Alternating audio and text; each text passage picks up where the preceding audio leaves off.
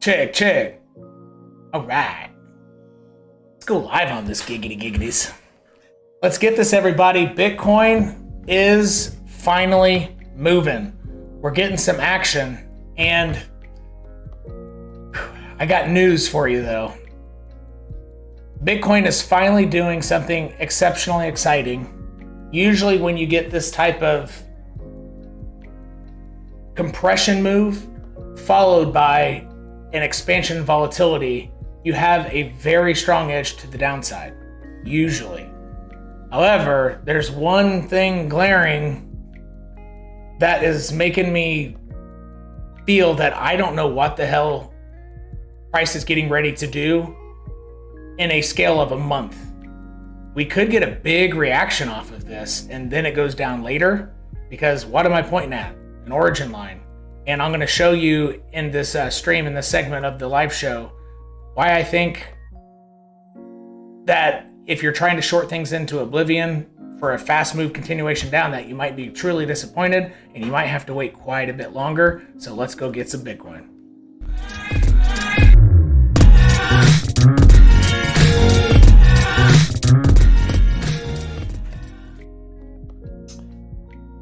Let's zoom out and simply appreciate what we're looking at here for a quick second. Origin lines and price bouncing on them, right? And we've gone over in previous videos the rules of how things work. What I'm going to show you is not necessarily a rule, it's behavior. How does Bitcoin behave on these lines? And what I notice is whenever there's an aggressive move down, so let's go to the daily chart. When you have an aggressive move down that interacts directly with an origin line, the immediate reaction is the most telling feature. More than indicators, more than anything. And the initial reaction we're getting, so let's zoom in even more. Let's go to the 1 minute chart. The initial reaction we're getting is a strong buyback. This is almost a 10%, I mean, it's going to go higher. This is going to be a 10% plus buyback. Aggressively. I mean, here, 1 minute, look. How long did it closed one 1 minute candle below the origin line. One. So the other times in history, which I'm going to show you here in a second, I'm trying to, especially for people, so this Bitcoin video is probably the most important for people who are trying to short into oblivion. If you think that's the bottom and you're trading bias in that direction, I think over the next couple of days, you have a chance of being better off with that strong blind bias, right? I'm not saying that would be healthy to do, but if you had that strong bias and you just blindly trade to the upside, it's possible that you have better luck. So I'm trying to really help people who are getting excited about making, taking on some short positions. All right, so let's go back. So let's go back in time. I'll try the 4-hour chart. Let me give you an example of what we're not getting. So you have a strong move down, a compression move, lots of compression, even more so than what we just had, not in terms of length, but just smaller candles, smaller structure, right? An aggressive move down. Now let's zoom in. Did you have a strong buyback off that? No. The same 4-hour candle closed below. And it kept going below, right? In that case, yeah, you shorted into oblivion, right? And it almost hit the next origin line down. And it hasn't actually it didn't complete that for how much longer? Let's see here. Yeah, roughly 75 days, but it still ended up hitting it. So this is how it behaves if it's gonna keep going. Compression, strong move down, did not bounce. Now let's look at the other cases right here. So here it did technically keep going down. It had a bounce and hesitation at this origin line. Let's make it a brighter color. At this origin line here, but you still didn't have a strong buyback. So I would think that whatever's about to happen behavior-wise will be more aggressive to the upside than this, because even this interacted more bearishly at the line. So zoom way in there. Yeah, it did try to bounce at it, but it didn't bounce on and on 1 minute candles and go up 10% immediately. Like, yeah, 1 minute candle close below. This stayed. So this. All right, and all of this, and even this one right here. This is one of the fractals that I have down to prepare you for what's about to happen over the next month or so. I don't think it's going to be straight down. So this one, I don't know how many minutes it lived below this origin line right here, but in general terms, it had an okay buyback. And from the bottom, it went up 24%.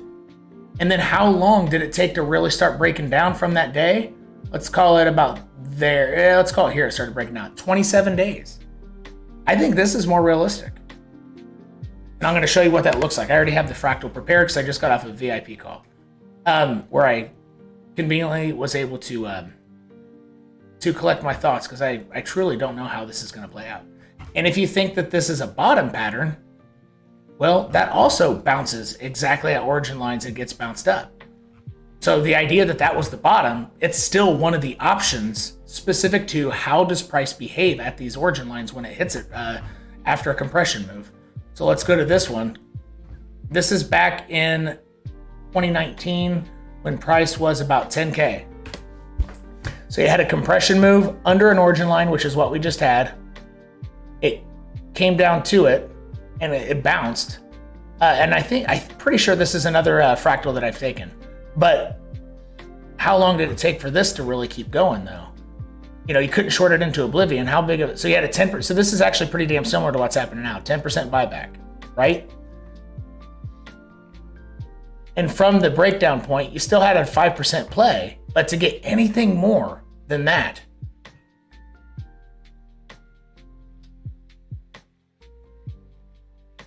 it took 30 days, another whole month. This would be wicked. I'm going to show you what this fractal, I don't think this is kind of in play quite yet, but all right, so now that we have looked at that, how this origin line is complicating things because this FTX, FTT stuff is a very bearish thing, but I mean, we are seeing a big ass buyback. So here are some of the top contenders on how price will behave. So here's one option.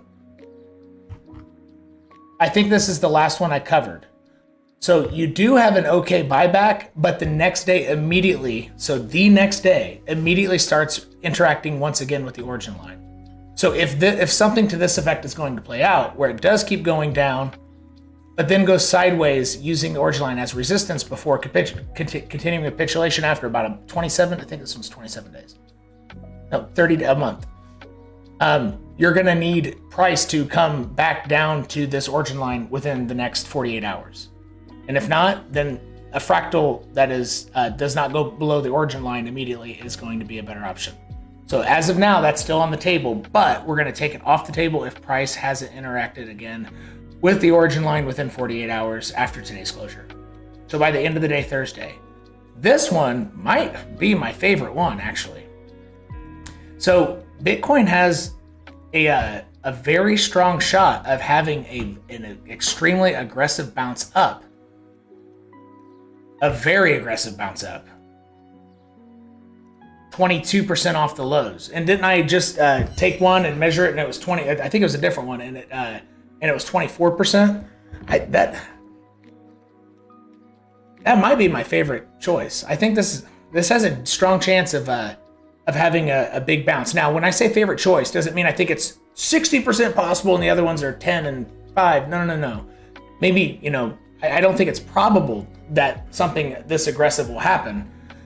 24% bounce, but if I could take any one, if I had to make a guess, which one had a biggest chunk of probability, even if that were like 35%, and no other fractal or situation has a better than 35% chance, I might choose this one. Does that make sense? I think it might be my favorite choice, but I don't think it's probable. Okay? Hopefully I'm speaking clearly about that. All right, let's go back here. This would be wicked. This would have it coming back up to, maybe even 21K. This has it at 21. But if I'm misinterpreting that's the drop down, then 20,500.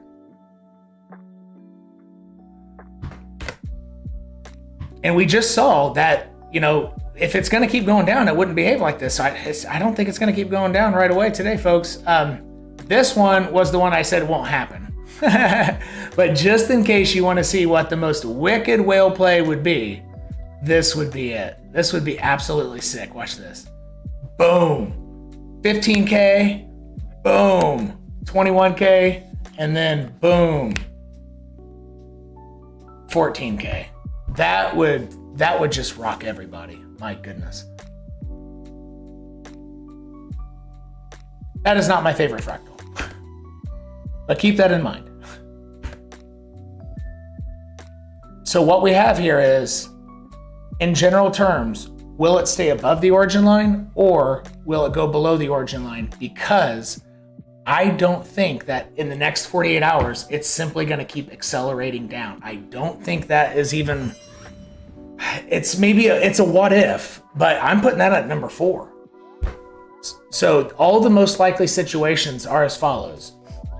Yellow, you get a fair, you know, maybe not 24%, but you get a bounce that stays above and you take a month before you go back below. That's, I think, is the most likely. Doesn't have to be all the way up to 20,500, but just to keep in mind what could happen, especially if you're short. All right. But some type of bounce stays above, doesn't go back below for a month. Or within the next 48 hours, it does go below the origin line and then bounces to use it as a resistance and then goes down also a month later. That's only 2 of 3. What's the third?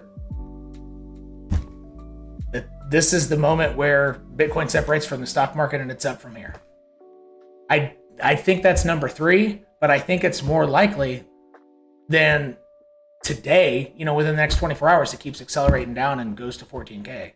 Like a flash, you know, continued flash sale where it cascades all the stops down there to force long positions to sell. It would have triggered. So that is not more likely in this moment than, I guess, that was it, the bottom's in. All right. I don't think the bottom's in. It's my third favorite choice in terms of how does price interact with these lines when it bounces and what happens afterward. That is the third most likely. And that is, hopefully this is giving you a good visual of what we might have in store. Because I am I feel very confident it won't just keep accelerating immediately. Okay. All right. And how can I tell though? So at what points can we start to say, hey, among the possibilities of it stays in this triangle for a month above the origin line, breaks down, or it goes below but hovers here, use it as resistance, then goes down, or yeah, let's just those two main options.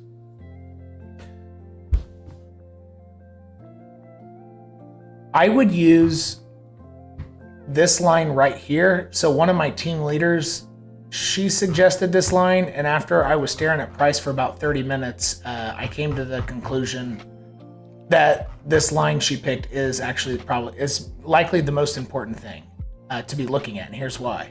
So if our main question is, here, let me zoom out one more time so we can see what we're looking at. So this blue line here, okay, it's going to look flat when I zoom in, but it's not flat. It's the origin line, right? So if we're trying to figure out, will it stay above this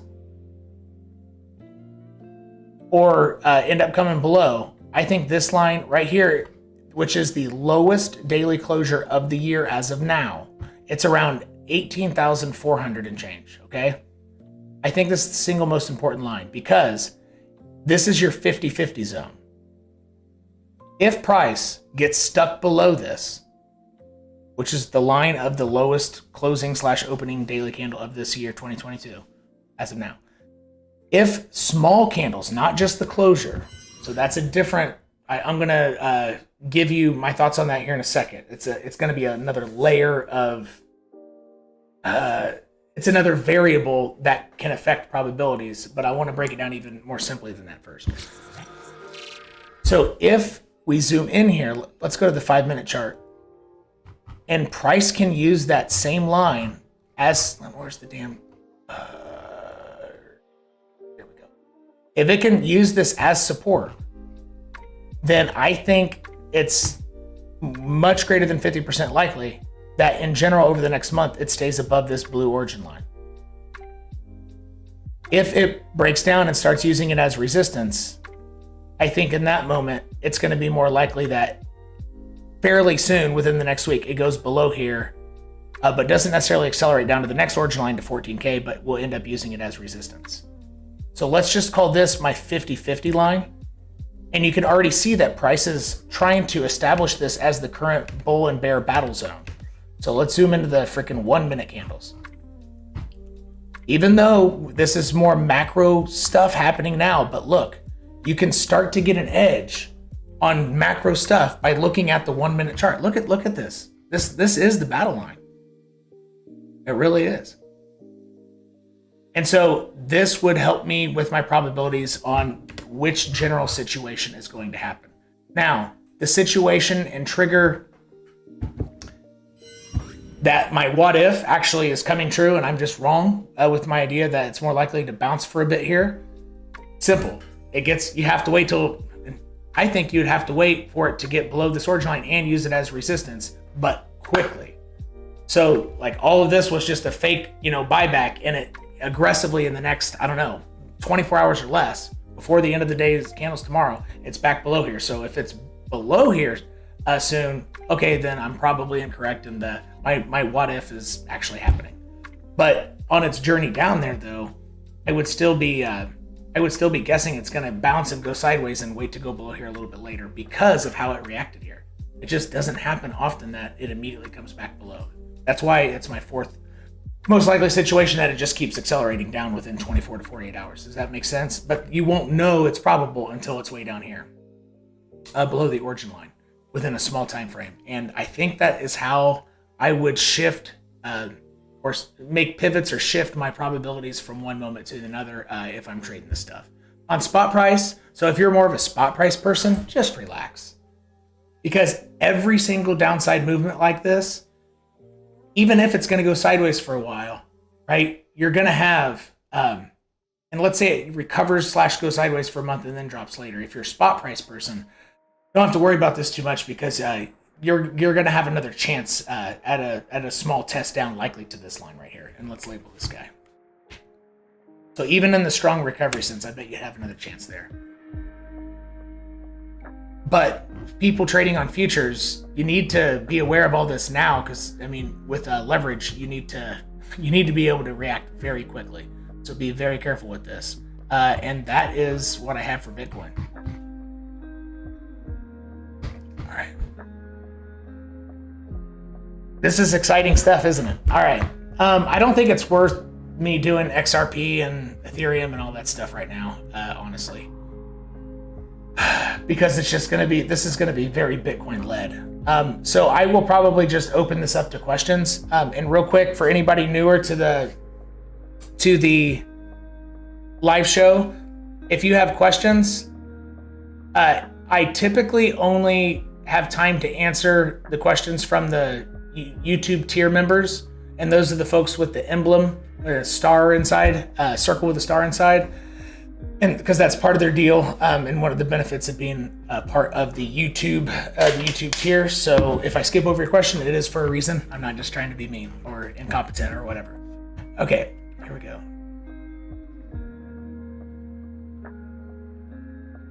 Yeah, so, Lewis asked a question. He's not a tier member, but I'm going to address him first because Lewis he left a comment on YouTube that I happened to see, and he alerted me that Tesla had hit my target, and I already edited a video and it uploads tomorrow morning. So thank you for that. I'm well aware after you let me know. So Tesla,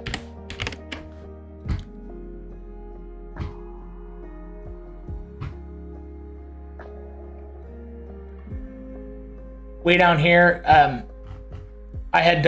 so a lot of people thought the stock market was going to bounce, making a higher low to here, and I made a video here. I was like, it has to come down to this point first, but it hasn't bounced. So, just because I have a lower target, I guess it did bounce on a 4-hour candle, but it could just keep going right through. So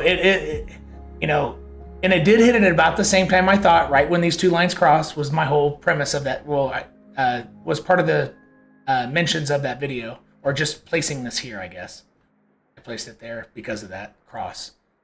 But there is still an okay chance that my analysis is only mostly good. Because if it breaks down, okay, the target hit roughly at the same time, but I said it would bounce here, so we'll see. We'll see. I still have the market could still easily prove me wrong on that. But the timing, yeah, that was good. 187. About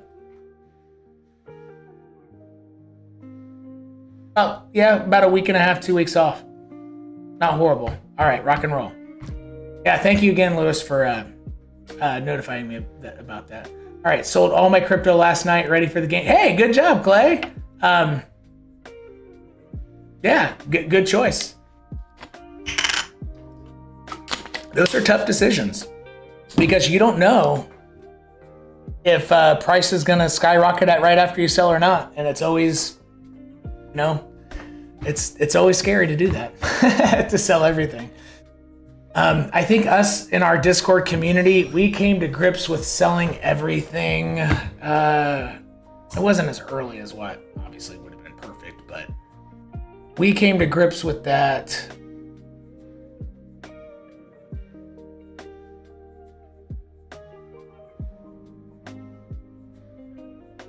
It was in the 40s. It was once it went back below this origin line right here. So this is when I started, even before I made like a clear announcement and all that stuff. Maybe over here, like, hey, this might be time to get rid of everything. But I was calling some VIP members and saying, okay, especially the ones who I thought were going to have a hard time selling and very emotional about crypto. I was like, this isn't going up anymore. But I remember that feeling. Like it's still scary, even though I had my confidence of my origin lines. Went below it multiple times. Finally got rejected. Okay, red candles. It's time to sell everything. Bear market confirmed because of this. But it was still scary as hell. So congrats on not just making the right choice, because really that's not what counts. You wouldn't have made the right choice had you not done it. Congratulations on having a game plan, which is a difficult emotional decision, and doing it. Regardless of being right or wrong, you should be proud of yourself. All right. Oh yeah, that's Clay. Yeah, Clay said that. Trias was holding on like a boss. I will cover Trias. So in light of this crypto FTX debacle, Trias had been, I haven't checked it for a few hours, had been holding on exceptionally well. Not as much now, but let's go check it out. I'm going to go to the tiny candles real quick, not because this will be the basis of my analysis. I just want to see the pivot points. Yikes. People are defending this, but they're going to lose. Yeah, this is going to keep coming down.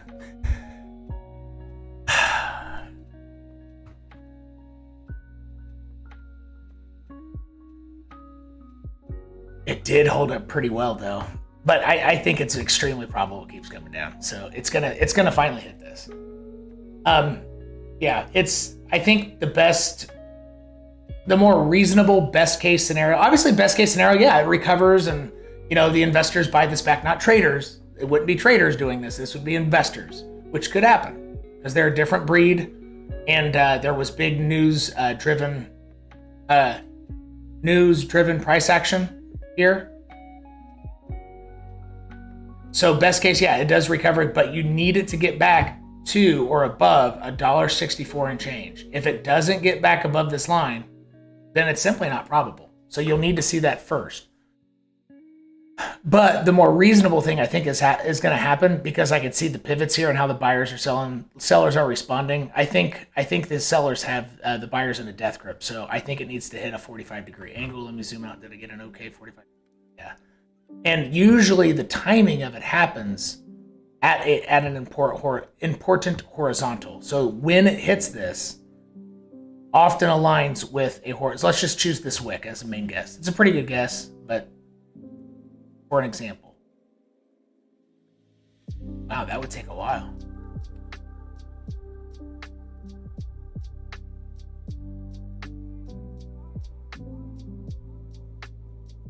Oh shit, this might actually do okay.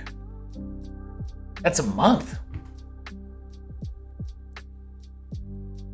Interesting.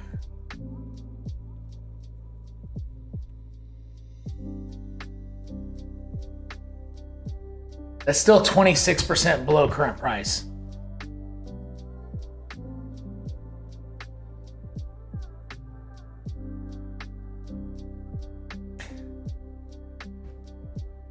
Yeah, I think if Trias goes below this wick right there, I think this is my favorite wick, even more than this higher low. I think this is going to get more attention in terms of defending, bulls defending stuff before they give up. So I would call it $1.21. If price goes below there, then it's going to ignore later in terms of going down. It's going to ignore these higher lows and it's going to hit this projector tool.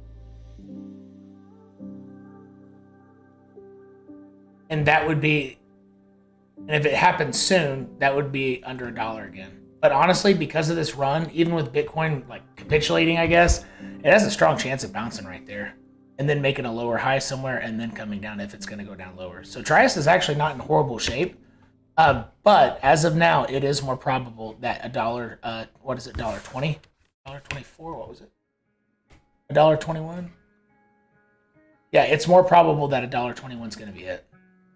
And that probability will go back in favor of the bulls / up if small tiny candles, small time frame candles, even 1 minute can start bouncing on $1.64 and change. That's what I got for Trias.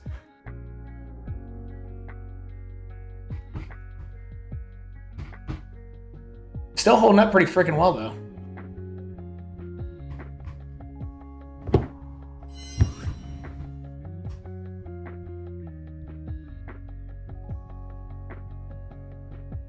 Papa Longballs asks me about my I appreciate how you state this aha moment. I use that phrase a lot. The reason I use that word, just to build my appreciation for how you said it, is it's my main goal, or it's like the true north when I'm trying to teach or explain something. I always try to remember back to the moment when I first understood it. And aha! And if I can explain that, then I will be able to like make somebody see what I'm talking about. And even in my youth, I was able to like kind of rate teachers. Like they have so much, they don't remember what it's like not to know this material. So therefore they suck at communicating it. Like just, you're clearly disconnecting from from your life before you knew this stuff. We don't know what you're talking about, so please start from the beginning, right? All right, anyway. So my aha moment with my origin lines is what he's asking.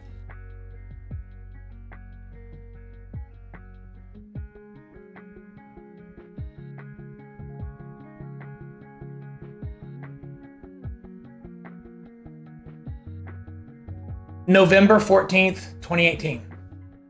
So I had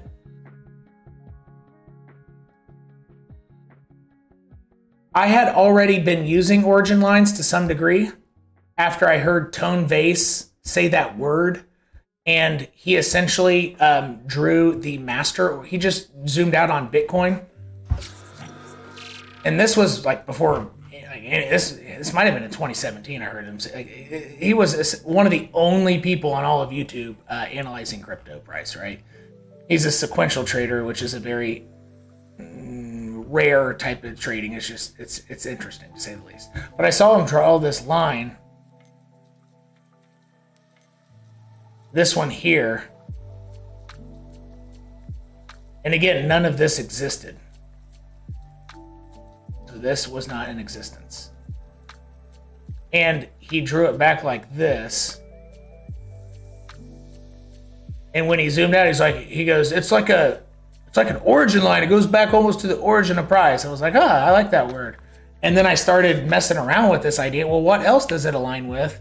Like, holy fuck, it gets all the tops and other bottoms. So it just, it gets this heavy bottom here, resistance here, resistance here, resistance here, resistance there, bottom there. And then I started seeing it. I was like, huh.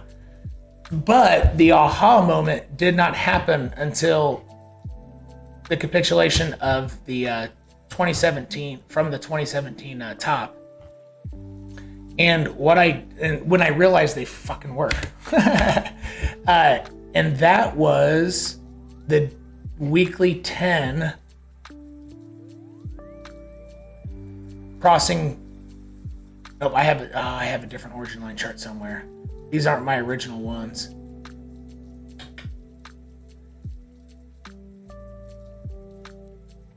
Come on, baby, where are you?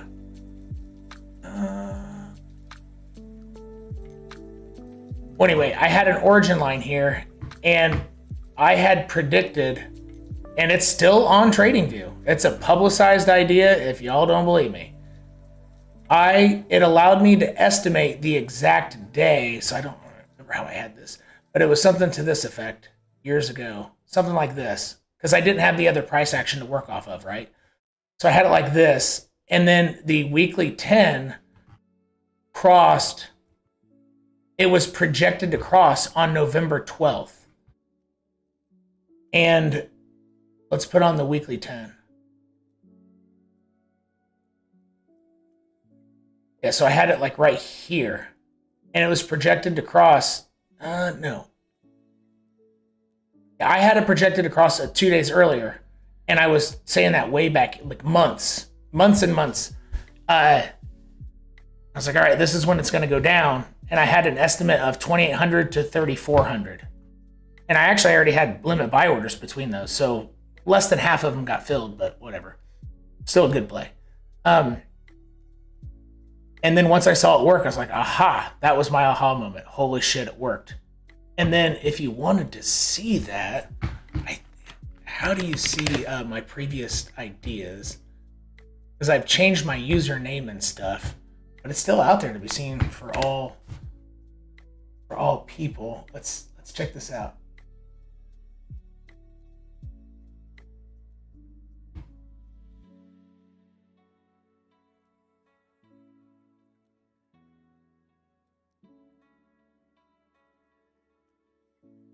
My ideas.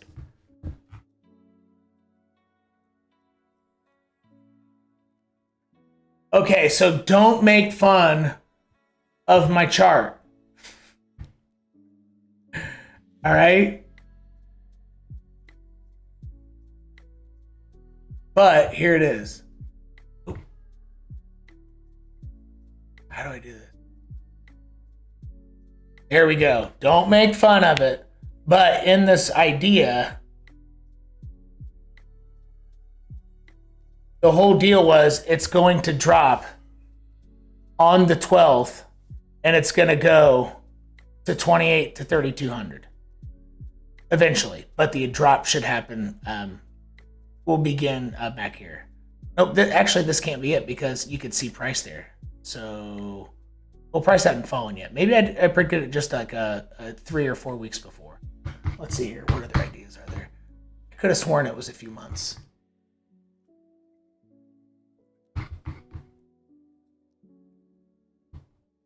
And then I did the same thing for Litecoin and nailed it even better.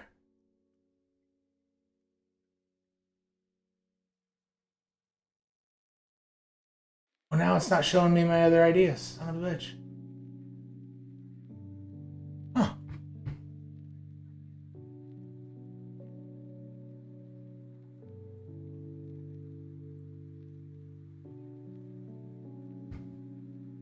Anyway, I had the same thing for Litecoin and had it going down to, was it 20 or 40 bucks? And it hit it exactly. So once I realized, that it works and it allowed me to time stuff to some degree and know to where, 20 bucks. So I think I had 24 bucks in that. But you can go check all my published ideas. They're there for all time. Even though I didn't know how to chart very well. from an aesthetic standpoint and make it make sense to everybody else. But anyway, so that was it. I had been pissing with him for, I guess, maybe a year before that, but I didn't have the aha moment and confirmation that they worked until November 14th, when Bitcoin capitulated 48 hours after the time I had been guessing for quite some time. Okay, this is going to keep going up, folks. Look at this. Look at battle. This is getting ready to hit this line. It's going to go back up to 19.2, I think. No, maybe a little bit lower, but at least 19,000. All right, more questions.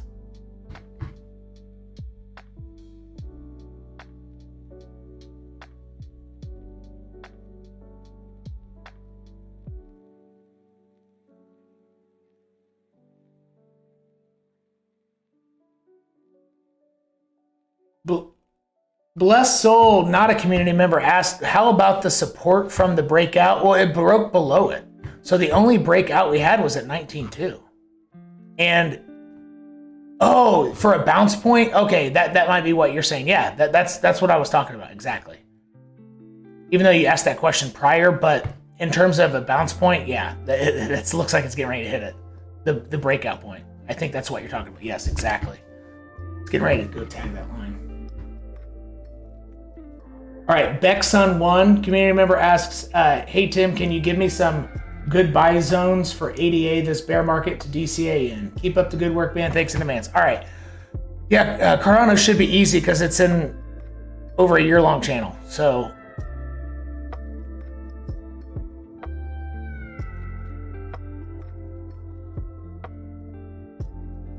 or was in.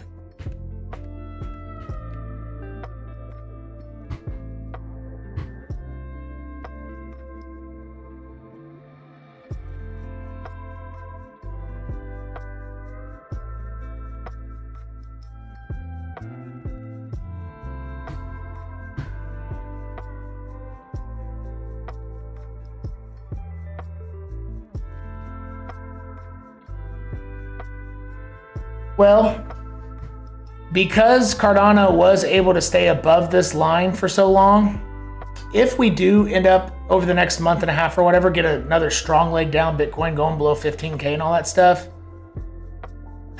I would say the lowest this would go on this channel is the top of the point of control. I don't think it's going to hit the bottom anymore.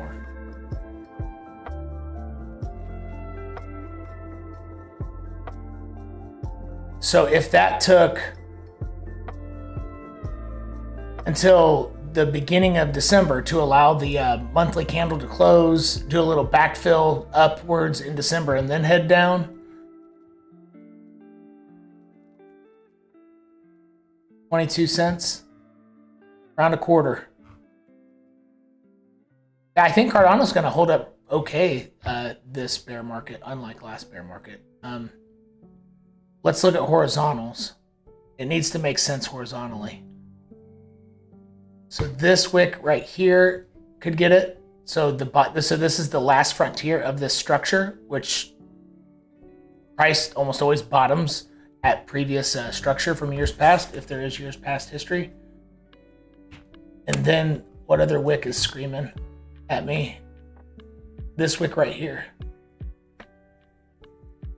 So let's make a horizontal there. See if that aligns with what I was looking at.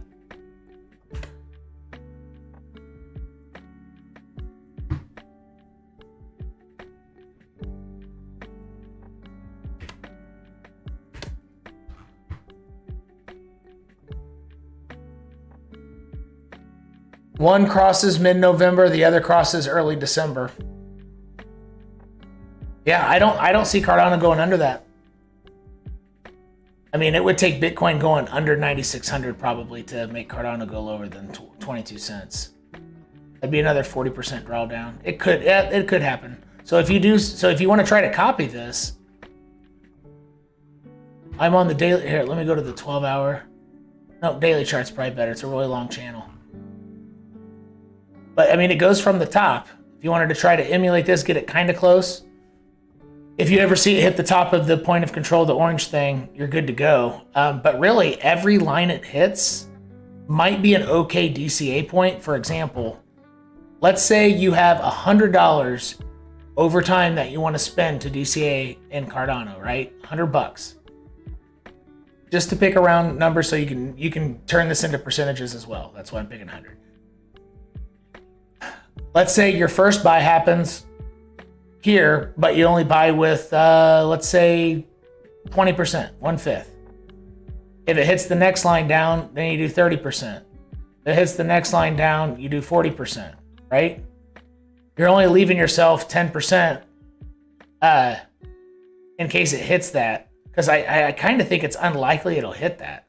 So I would do my stronger DCAs at especially these two lines here, but I would definitely begin at the top one. And I would not wait with all my eggs in one basket waiting for here, because you might not ever get it. Because it spent a hell of a lot of time outside of it. So that's about as low as I could see it going. Without something very serious on Bitcoin going under 10K. And that's how I would play it. I would do it on percentages using these lines specifically.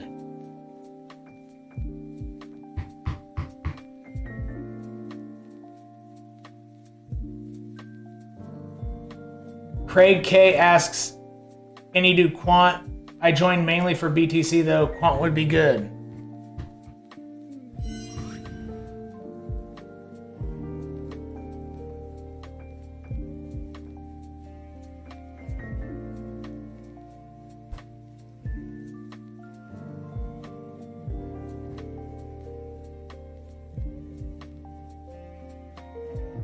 Let's take a look at what price of Quant has done. We're taking a look at Quant and how it's holding up and reacting to the FTX negative news event. So let's go take a look.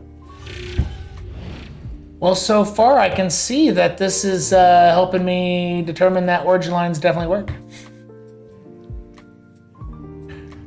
Huh. Crazy. Good thing I drew those lines last week. I don't think I had origin lines for this. That's pretty wicked. Okay, but what, just, outside of showing off there, okay, whatever, my lines work. But we already knew that.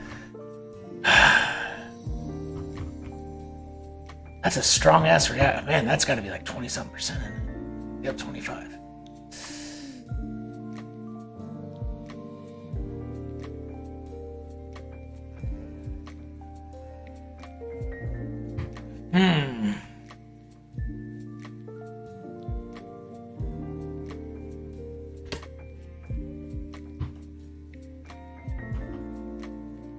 Give me a second here.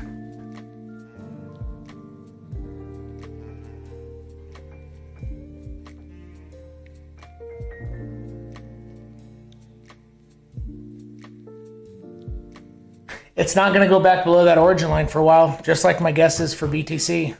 So if it's going to go below here, I bet it takes until December or late November. This is going to take a while. So let's create some probability pivots.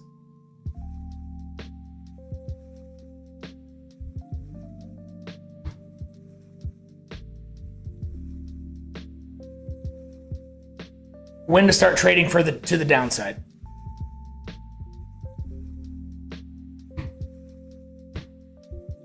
What is this yellow line? So it's not an origin line, but it is a line going back to the lows of this year. That actually might be pretty important. So one of the lines I'm going to use to try to figure out how can I pivot my positions and my mindset of where this is going, because right now, honestly, I don't know. This is crazy town for Bitcoin and everything. I don't want to make a specific guess, but what I want to do here is I want to let you know at any moment in time, what should I be guessing? Or should I guess at all, with the understanding that I don't really have good odds either way, right? Does that make sense? I'm not going to just guess and say this is going to happen for all this, because I don't think that's a good thing to do right now. But if I did have did have to say something dogmatic, I don't think it'll go back below this line for a while, 2 to 3, 4 weeks or so, because of the reaction it's gotten off of it. If price of an asset is going to keep going below an origin line, it won't bounce like this. It doesn't behave like that. It doesn't behave like that. So that's I will say one dogmatic thing. Okay. But in terms of trading down on this, I would say that I would wait until that yellow line is broken for now. So that this yellow line just connects all the lows from June 2022. So this is your line in the sand. At any snapshot in time, should I be trading up or should I be trading down for just the next 48 to 72 hours as of now? Oops, what did I just do? I would say as long as price is above that, and I can't give you one price because it's an ascending line, right? It moves. The price moves on it. But I would say it's more likely that it'll keep going up. If it breaks below, then it's more likely to, at bare minimum, hit this channel line here, which right now is boom. So as of now, hitting this line is not the most probable thing to happen in this very snapshot of time because it's above this yellow line. Make sense? And over time, let's say this comes back up a little bit and goes up here over the next few days. Well, then I'll have to adjust, my pivot points, because I'm talking about price action now. These pivot points might not be valid after 48 to 72 hours, right? But for now, I wouldn't expect to move down to 140 until that's taken out. How big of a move would that be? That's not the right thing, Tim. So you'd get another 5% move. But if you're trying to short that, just realize it easily could bounce right there. So don't try to short it into oblivion if you're using that line as a stimulus, right? Or a pivot point, which it probably will. It will be. But don't try to hold on to shorts forever, not financial advice, because you can easily get a bounce right back in your face. At about 140. And then it's not probable that the origin line will be hit again or approached until this channel line has been used as resistance or is flown past with velocity. So as of now, it looks more likely that it's going to keep going. It's going to keep chopping around sideways or testing up. Up and or sideways as of now is the most probable. When would I look for it to slow down if it does keep going back up? I actually think it could come all the way back up here and still be bearish, into December. So 166. So 166 becomes more probable of a target. Not yet, but once this horizontal that I've had on here for quite a while, when price uses 151 as support, then 166 becomes your most probable next target. But as of now, it's not the most probable because it's stuck in this, it's in this black freaking triangle that I drew a while back. Which it would still be in there, or actually it is in there now, but it would have stayed in there had FTX not driven Bitcoin down like that. That's how I would play this. So right now, this black triangle is your no trade zone.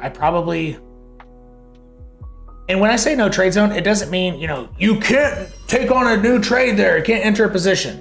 Although that's what it suggests, it might be wise not to, right? Wait till you have a reason to guess. So right now, you don't have a good reason to guess. But after 151 is used as support, you have a good reason to guess to go long to up to this point, up to that line. You have an edge, a statistical edge, and buyers on your side that have proven support of the major line.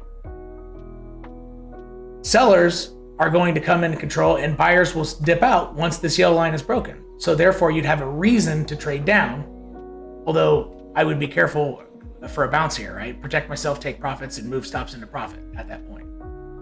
But in here, if you're doing it, you're actually, according to this analysis, you'd just be guessing. So why not wait to make a trade until you're not just guessing? So that would be my breakdown of Quant now that I've had a few minutes to think about it.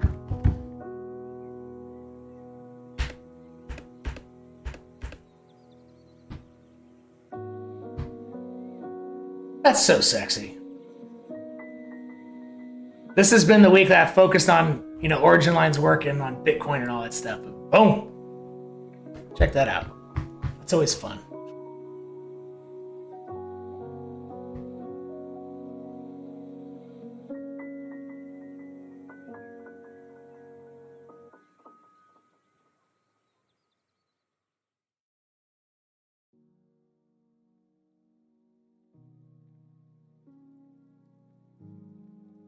All right, here we go. Craig also asks, VIDT just changed over to DAO. What impact? I don't know what that is, man. Is a young chart. Are you able to give some insight? I'm not going to be able to answer that. If it's a young chart and I know nothing about it, I mean...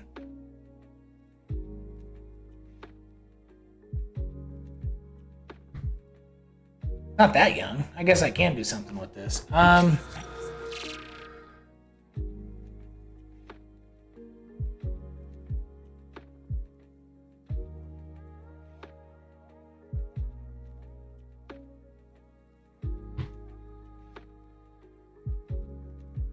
Use this area as your guidance.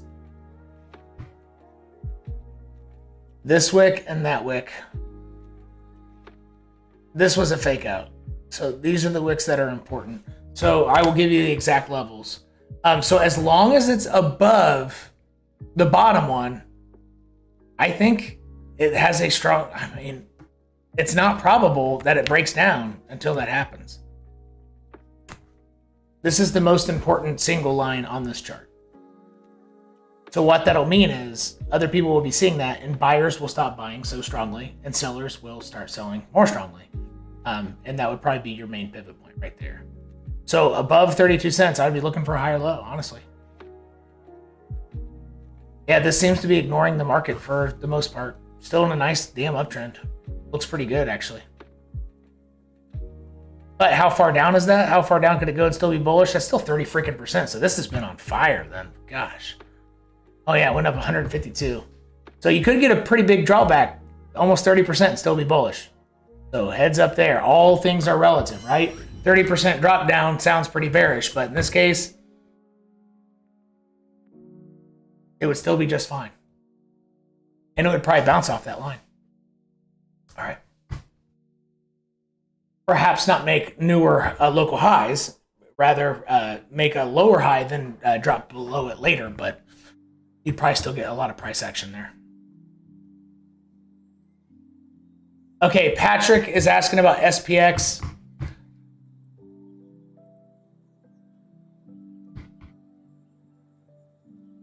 SPX and stocks, I don't have a one most specific guess, but I do have very precise and exact thresholds or thoughts on when I do have a good guess.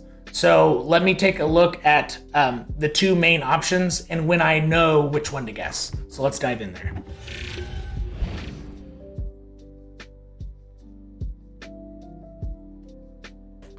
This is the drawing that I'm not trying to draw. This is the market cycle high back in around the new year, right? And you are seeing over a year of price action in this beautiful range. So if you're new to my channel, you haven't seen price look this sexy within a chart, then go ahead and hit the like button and subscribe to my channel because I'm going to keep you in the know and break things down with simple to read charts with very clear rules. What is happening here in general, the way I'm viewing it is this. Price recently got rejected below the top of the line. And it rallied technically from the bottom of the point of control, right? So if you rally from the bottom of the point of control, your rally will often go to the top. So the big question in my mind is this. As we're rallying off of here, is it simply doing a higher low before continuing its journey, or is it just going to break down before touching this line? That's my main question. See, once again, rallied from where? The bottom of the point of control. 2 times in a row, right? Where did it go? To the top.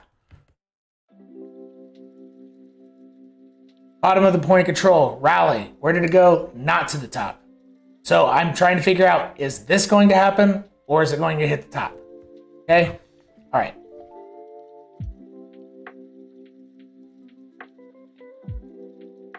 So if it's not going to hit the top, that means this can be a local low. Here, let me zoom in more.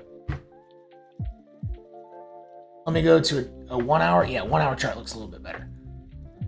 All right, so if it's not going to hit the top, then that was as high as things are going to go over this attempt from the bottom of the point of control, right? And if that's the case, this line up here, top channel line, will continue to act as resistance. So this is essentially my threshold here. If price is below here, or for every inch, let's say for the lack of a better unit of measurement, for every inch or unit below here is a better chance that it won't hit there. Does that make sense? But you don't seal its fate of not touching this line until it's back below this channel line. So it still has a chance, right, to come up here, but it's less than 50% because it's below this line right now. And that's how I would draw things down. I don't want to guess which one. If I had to guess, I would guess it stays below this line. And so right now, that next line up over the next few days is going to be around 38.80. Yeah, 38.75. If you can make it a horizontal, which it's not, right? Because it's slanting down. So this is kind of my line in the sand there right now. So below it, more midterm time frame bearish, and above it, you're going to hit up to here, and then extremely likely get rejected. Hopefully you weren't looking for something more micro than that. I went down to the 1 hour chart. That's more small term time frames, but that should give you a good understanding of what I'm thinking here. I'm not trying to figure out. To me, it's not important to know, how is it going to bounce around these two? No. I want the bigger consequences. Was this it? Therefore, this is a lower high that's getting ready to break down, or is it going to charge up here? And that's all I care. What it does between here, I'm not worried about. I'm worried about it getting above here or getting below there. Until then, I know that right now, it's a better chance that it breaks down because it's below this line, but it's not. The fate is not sealed, and that's how I would look at SPX right now. And SPX is not leading Bitcoin. Bitcoin separated from the stock market in a bearish sense. So right now, SPX going up might act as a buffer for sell pressure on Bitcoin, so it might slow it down. But if the stock market does turn around again and start breaking below that channel line, on top of just all this freak outness with FTX going on, that could be a stimulus for a strong continuation downside move where my fourth what if guess would happen and Bitcoin does charge back below that origin line, even though it's not supposed to behave that way. It never really has before if it bounces there, and I'm wrong. This could make Bitcoin do the improbable one. But if it goes up, I don't think that is going to be enough to make Bitcoin recover or anything. I don't think it would lead Bitcoin to the upside because it went up today and Bitcoin still went down. So similar to how Bitcoin doesn't, the phrase, and if you don't know it, you need to remember this. Bitcoin doesn't always lead up, but when it goes down strong, it always leads down every time for the market, right? And I'm going to apply that to this right now. I don't think it'll lead up, but it can help lead down.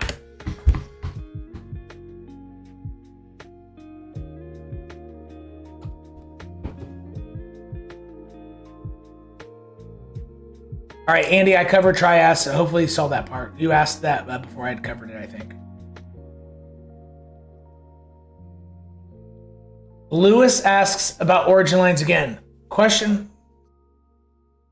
So that video, seeing the live price, really has created a lot of interest. Surprised I haven't done that before. I thought I used origin lines on those few reaction videos where I put music and watched it going below, but I guess I didn't make the premise. These are origin line rules.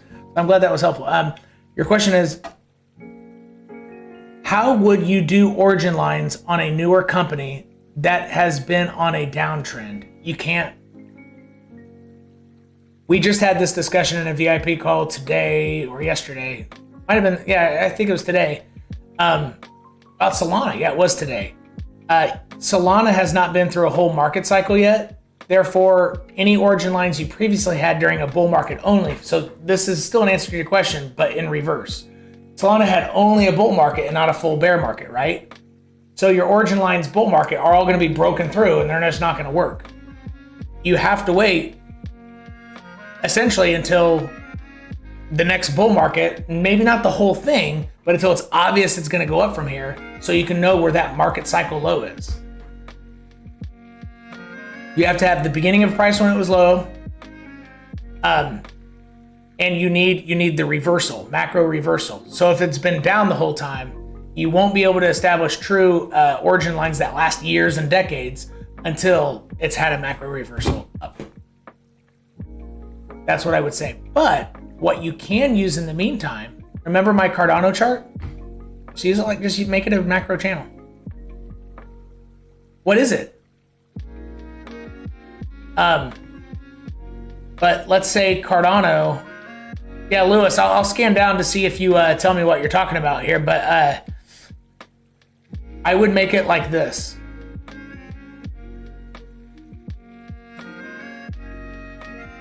If it's all down, just try to do it that way.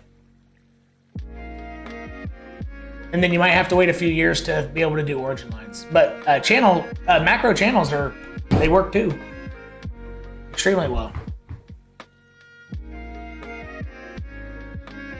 Yeah, I'll look at Solana here in a second. Non-community member John asked about that. I will cover that because it's involved with this whole FTX stuff. Manuel Briseño, hey, nice to see you here. I think you might be newer. I don't recognize your name on here, so I'm glad to have you. Glad you're part of crypto, seeing all this exciting crap happen in the deep bear market. All right. Does Bitcoin need to bounce from 17.4 to 17.6 in order to continue a short uptrend? Well, it's already done more than that. But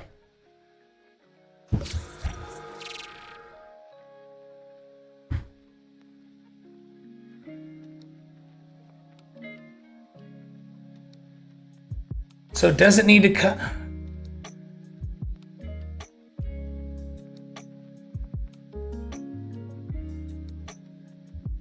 Oh, so roughly this line. So you also said to 17.6. Does it need to hit that? Okay, you're probably asking that because I said, hey, I think it'll still come back down here, spot trade, all that. Does it need to? No. Not in this type of volatility move, no. A lot more unexpected things can happen when you have wacky, super volatile stuff. So typical rules, yeah, you would test down one more time. But that could come after it races up. So no, I don't think it has to. That would be a nice 45-degree angle, and you'd start making a trend line off of which you could try to find support. It would also make sense this way too. It would have to do it soon though. It would have to do it real soon if it's going to hit it, but it's really holding on to that 18.4 line, which is the lowest daily closure point in 2022.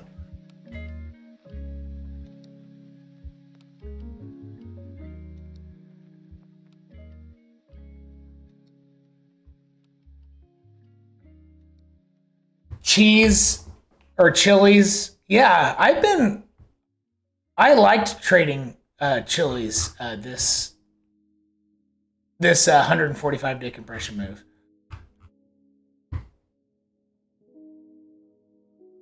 Wait, it went back above? Oh, I didn't realize it did that. Well, good thing I didn't realize because I would not have succeeded.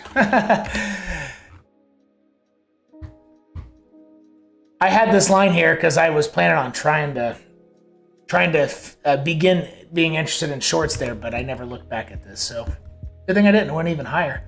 Do I think it'll pump? Or you think it'll pump? What do I think?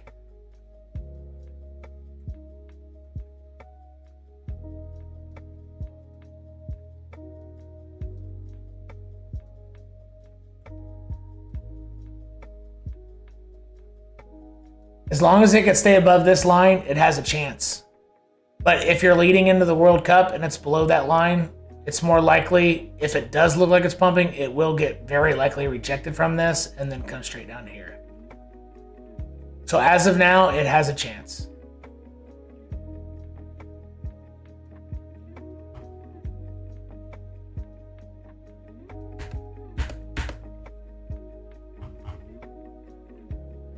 And right now, that price point,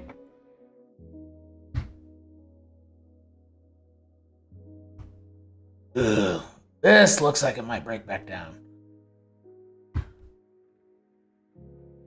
Right there. It's got to stay above there. Or this 1 hour wick right here. So its first micro time frame high or low, right there. This one.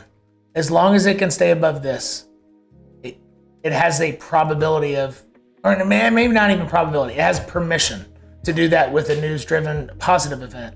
Going into the World Cup, whatever this has to do with that.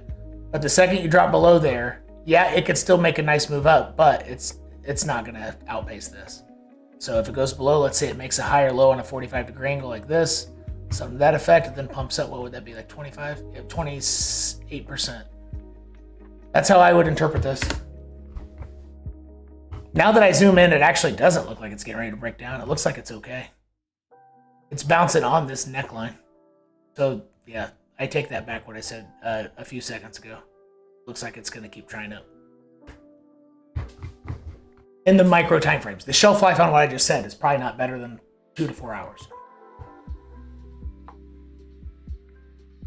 Lewis asks, can you graph BYND on stocks, please?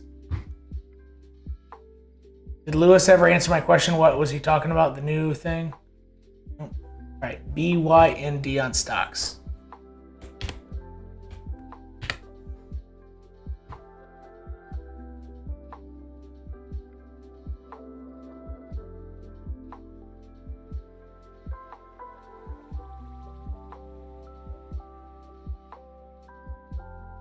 Fuck. What happened?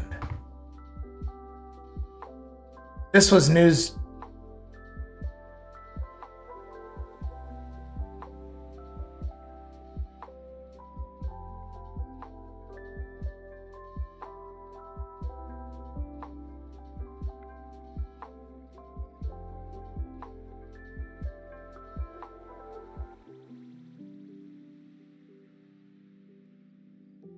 So it was in price discovery down in February of 2022.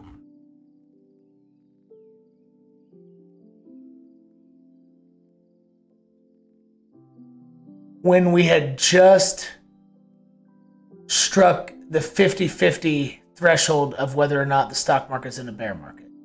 So right at this point, crossing below this origin line, that's when it became 50-50 because it bounced and didn't get rejected.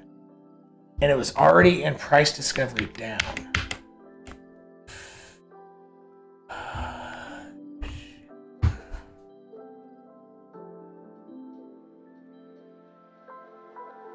Something happened with the company there.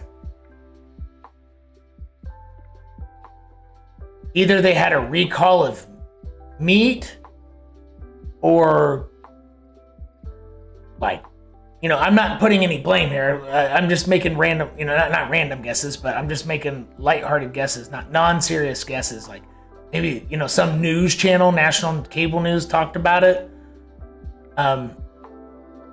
This doesn't, honestly, it might have happened back in November.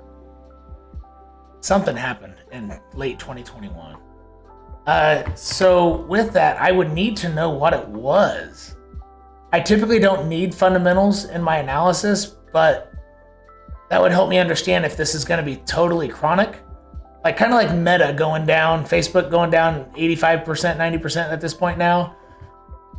You know, he made a big bet, spent a lot of money, and horrible ROI, just blew it. Plus Apple. Actually, well, that's not even the big news. Big news with Meta is the whole Apple privacy effect. Privacy implementation that affects the revenue of Facebook. That's really what made it go down. And that would be chronic. I can't tell, man.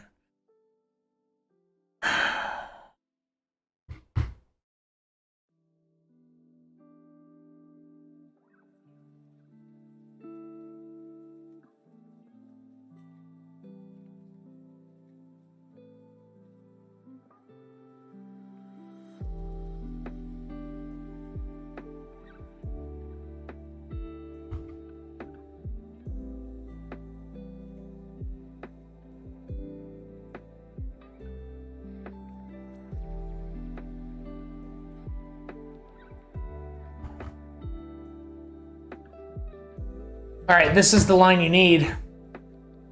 I think it's going to ride this line. So the way, actually, I do have a better idea of what's happening here. Okay. I would do this. And so this is also an answer to whoever asked that question. I think Luis.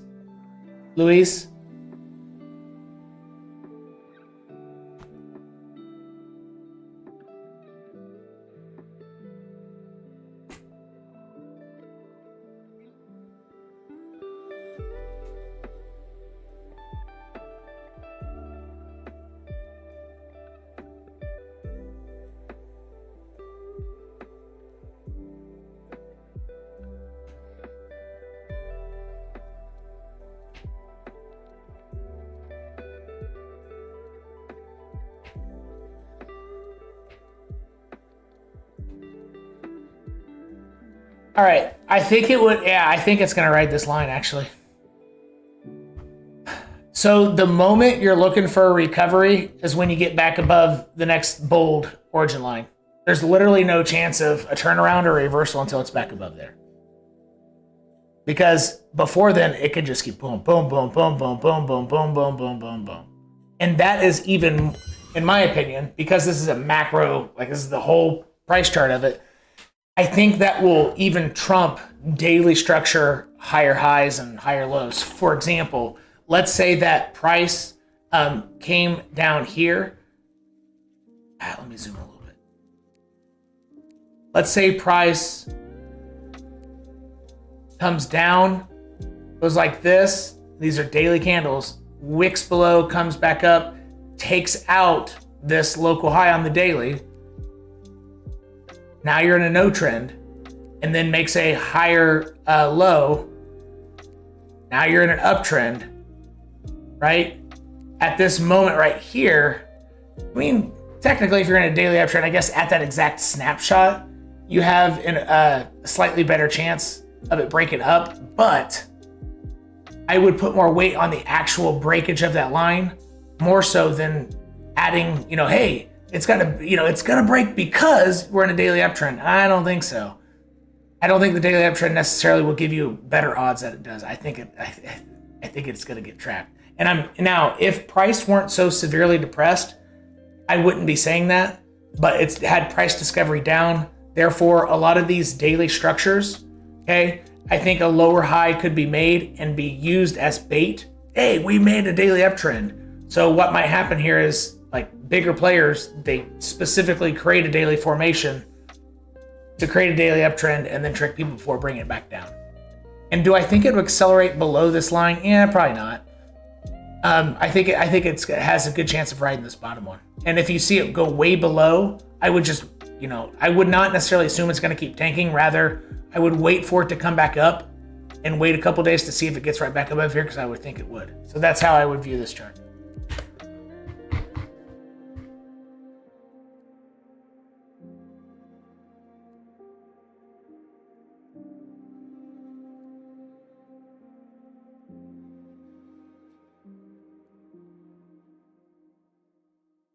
You're welcome, Craig. You're welcome, Manuel. Sol is a great coin to purchase. Wait until it gets $10. All right, so Solana.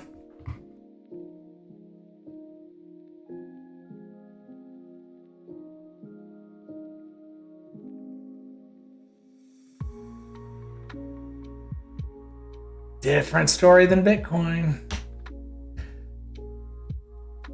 Solana in this crypto crash has a much different situation brewing than Bitcoin. You'll need to have watched my Bitcoin portion of this live stream or the recording of my Bitcoin portion from Tuesday, November 8th to know what I'm talking about. And it'd be extra helpful for you in addition to that. But with that context, let's dive into Solana and let me show you why it's not looking so hot right now. Even though BTC looks like it can really, really race up and not continue down for quite a while.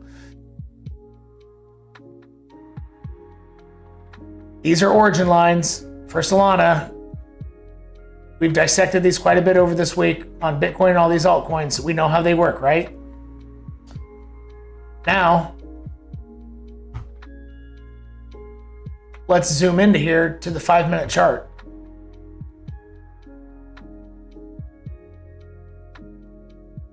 What has happened? Solana has gone below an origin line, failure pattern, lower low, as of now rejection. But it is forming a higher low on the 5-minute. It has a chance to get back above here. An okay chance, actually. But in this snapshot of time, because it went below failure pattern, then rejection, and it did not, the key point is, it did not touch the next origin line down. Really, whatever happens, Solana has to touch, it's going to touch this line. So if you see it racing up, maybe to another wick, like this wick over here, that's possible. That would just be another failure pattern. But maybe as high as 26. But because of what it's done at this origin line, it does not have permission to do a huge failure, much more than a big failure pattern above here, which this would usually stop at a horizontal, mixed with a 45-degree angle from the previous high, which this is a weird high. This is just a trap. People knew it was going to go down. Big money knew it was going to go down, and they bought it up and had their short orders waiting as they bought it on spot to run it in. It's just ridiculous. So let's do the projector tool. Nope, it can hit this line actually. So if it gets above this this origin line right here, I would say that move up could take it as high as 28 bucks. But even in the exact moment, it looks like it's recovered, like it's never coming back down. Oh my gosh, like, green candles. Ice cubes on your tits. Calm down. Even at that exact moment, it's still more probable to go back down.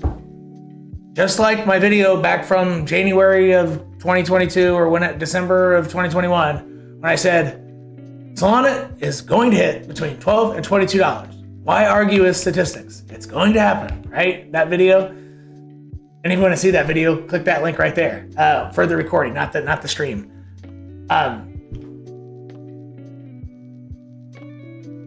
So be careful with Solana.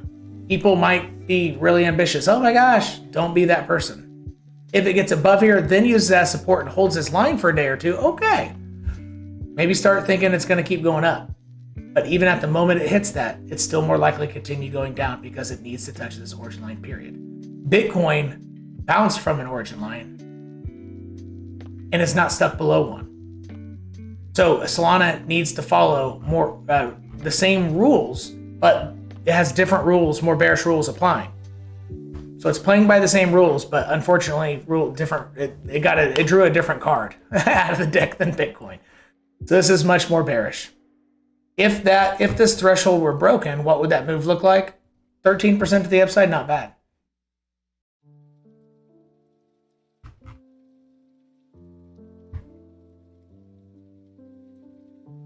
And these were my bear market targets that I've had since I think December of 2021 or January, February, early this year.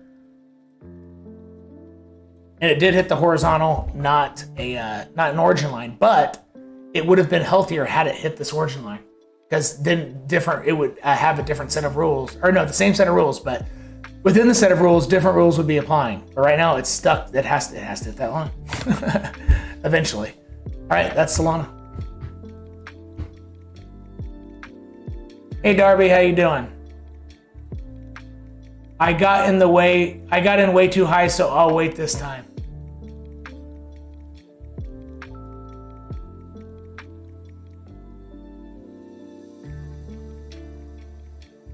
Darby, did you ask a question up top?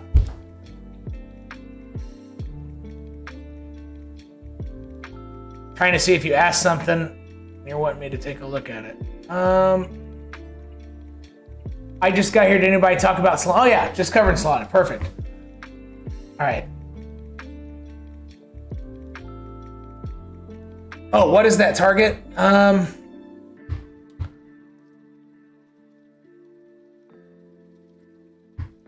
Honestly, I still think it's going to eventually come down here.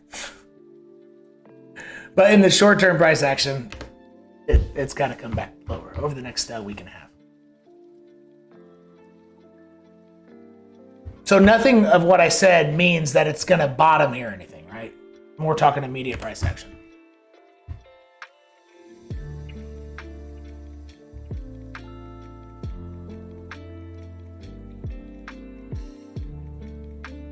All right, let's look at Ethereum.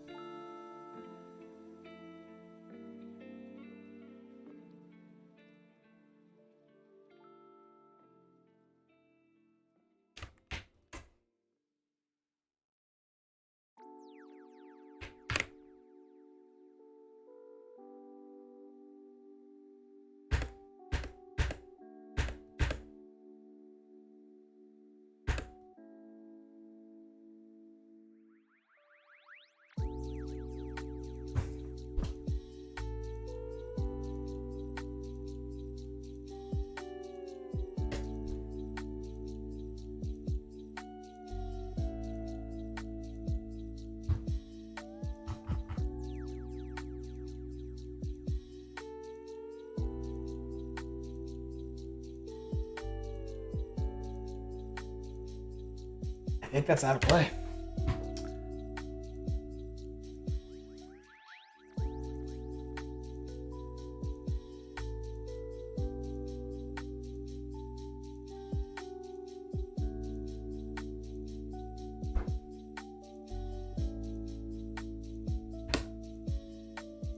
I need to look at this for a second.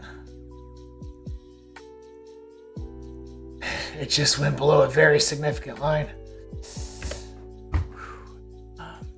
But it did hit an origin line, but it also went below an important horizontal. Man, this one's tough.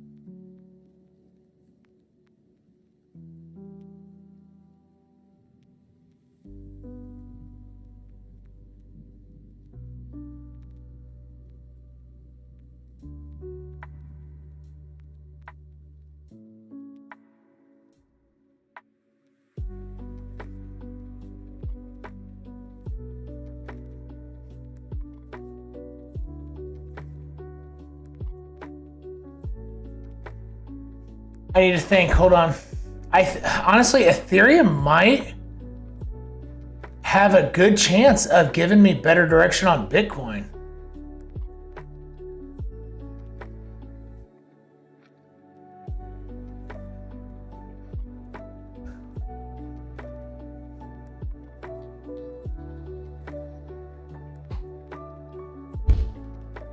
All right, so as of now, it looks extremely likely.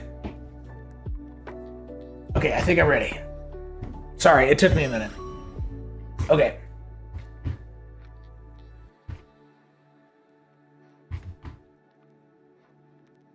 Bitcoin price has a lot of options in front of it, but Ethereum might help solidify what's getting ready to happen in regard to when do you have a good guess on what's going to happen in this volatility. For example, on our Bitcoin portion, because the origin line was hit perfectly with a strong buyback, Bitcoin might not continue going down for an entire month.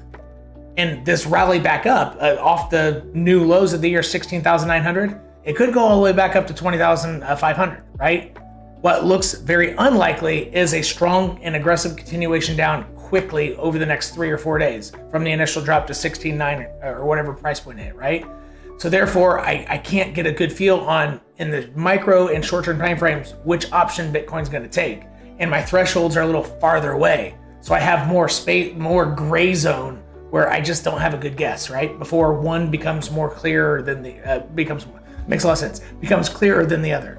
But on Ethereum, your zones are smaller. So the trigger zones on Ethereum, often, they sometimes do lead Bitcoin price because it's the same algos trading Ethereum too. And if you get a strong trigger on Ethereum, it often boils over into Bitcoin if it was going to go that way anyway. Does that make sense? That's my basis for Ethereum, so let's go dive into this. Yeah, I should have looked at this chart earlier. So just like Bitcoin, you had a consolidation period, which resulted in an aggressive move down that hit an origin line and bounced pretty hard. So let's dive into this. Go to the 1 minute chart just to see the reaction.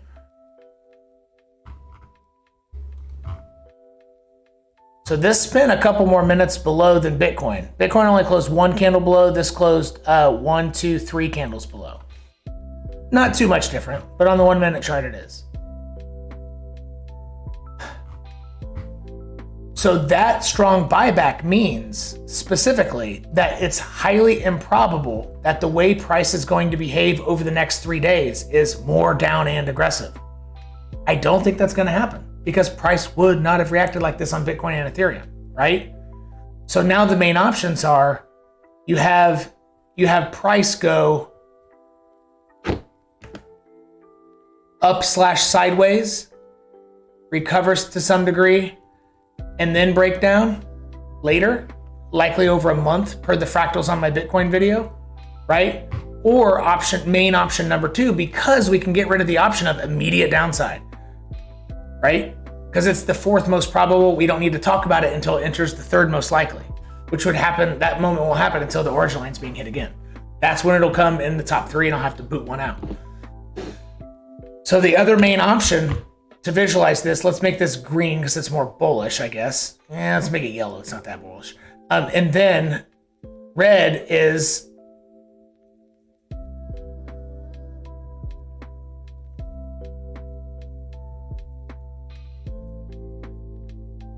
that. So even if it goes below, the way Bitcoin and Ethereum price have behaved in the past is when you consolidate or compression move, aggressive move down to an origin line and bounce aggressively on micro small time frames, right? You see, you have an initial reaction. In those cases, these are the 2 ways it behaves. And typically either way, I think one of the instances, it was only 8 days. So we're at least gonna have a week of sideways. So what that's likely going to involve, if it's to the upside, is you're going to have a triangle formed from the previous market cycle high, which you need on your chart. If you don't have that on your chart, even if you're trading the 1 minute time frames, doesn't matter. You need this on your chart right now. And here is an origin line, this blue line. So I could see price mostly filling out this triangle. Perhaps wicking below it, then coming back in, wicking above it, failure patterns above, coming back in.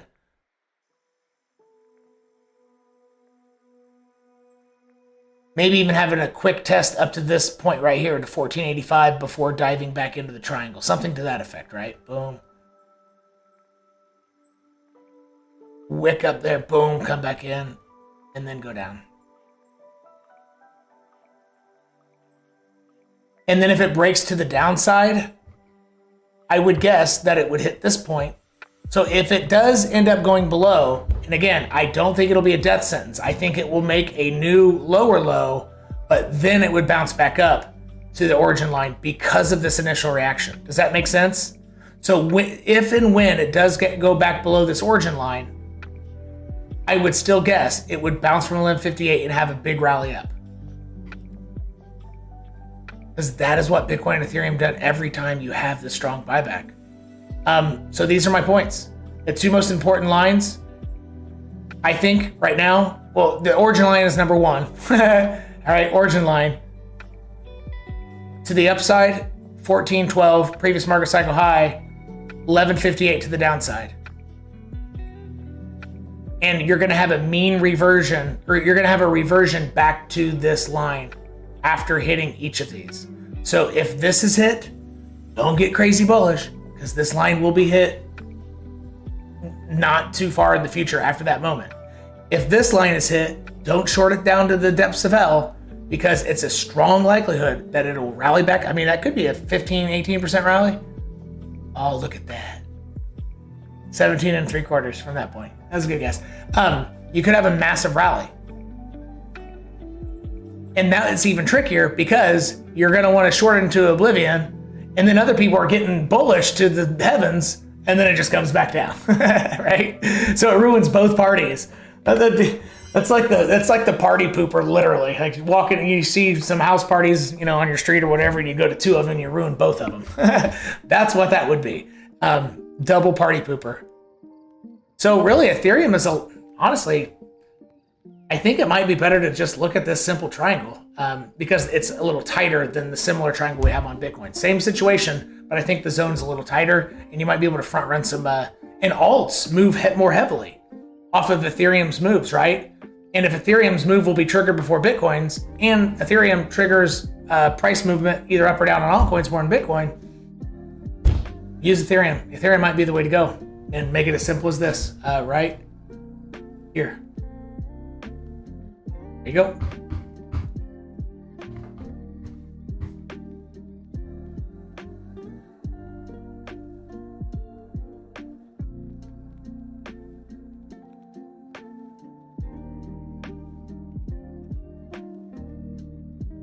Yeah, I think Sol will keep going down. It's stuck below an origin line. It's got a different fate. What else is out there?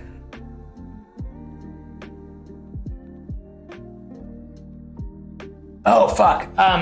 Somebody wanted me, well, XRP has a different fate too. XRP and Solana have a different fate than Ethereum.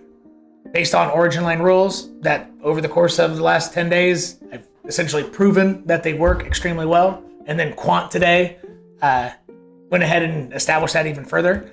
So let's go look at why XRP has a different scenario brewing than both Ethereum and Bitcoin, which aren't necessarily bullish, but Bitcoin and Ethereum's chart are saying price isn't going to continue accelerating to the downside for another 8 to 30 plus days. So we're going to get some sideways recovery here for a while with a very high likelihood based off its reaction, hitting an origin line and bouncing up. Look what's happening here. This fell from an origin line and hasn't hit the next one down. Therefore, it does not have permission to do something fantastic. So I'm going to roll with that premise that it can't do anything better than a failure pattern above this line, which means technically the next move up could take it as high as here. But if it starts getting above here, that is when it's going to head back down. And that does not necessarily apply as specifically or as perfectly to Bitcoin because it bounced from, it did touch the next line down. So let's go take a look.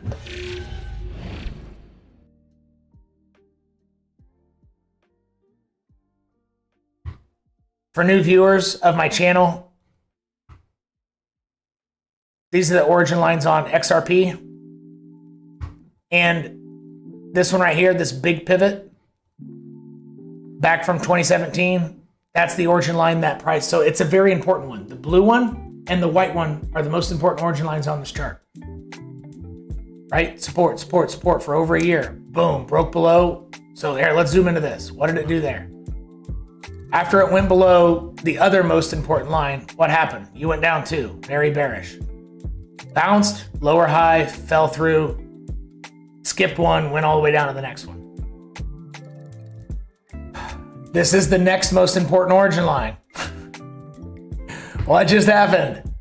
Went below it, resistance, resistance, failure pattern, resistance, higher low, failure pattern, lower high, failure pattern again, came below. So because it's already failed this, I actually think the highest it'll go is, I don't think it'll do it. I don't think it has a much of a chance to do a failure pattern above. I think if it does go up with Bitcoin, because Bitcoin does have permission, technically this could actually do okay. Yeah, 18% move. But once it gets to that origin line, it's going to get rejected with an extraordinarily high probability. I'm not the king of Ripple, or the king of Ripple. I'm not the king of XRP / well, yeah, Ripple, I guess. But not the XRP coin. I'm not the king of Bitcoin. However, if it gets there, so if then statement, if it gets there, then it's going to get rejected. Is it guaranteed to get there? Hell no.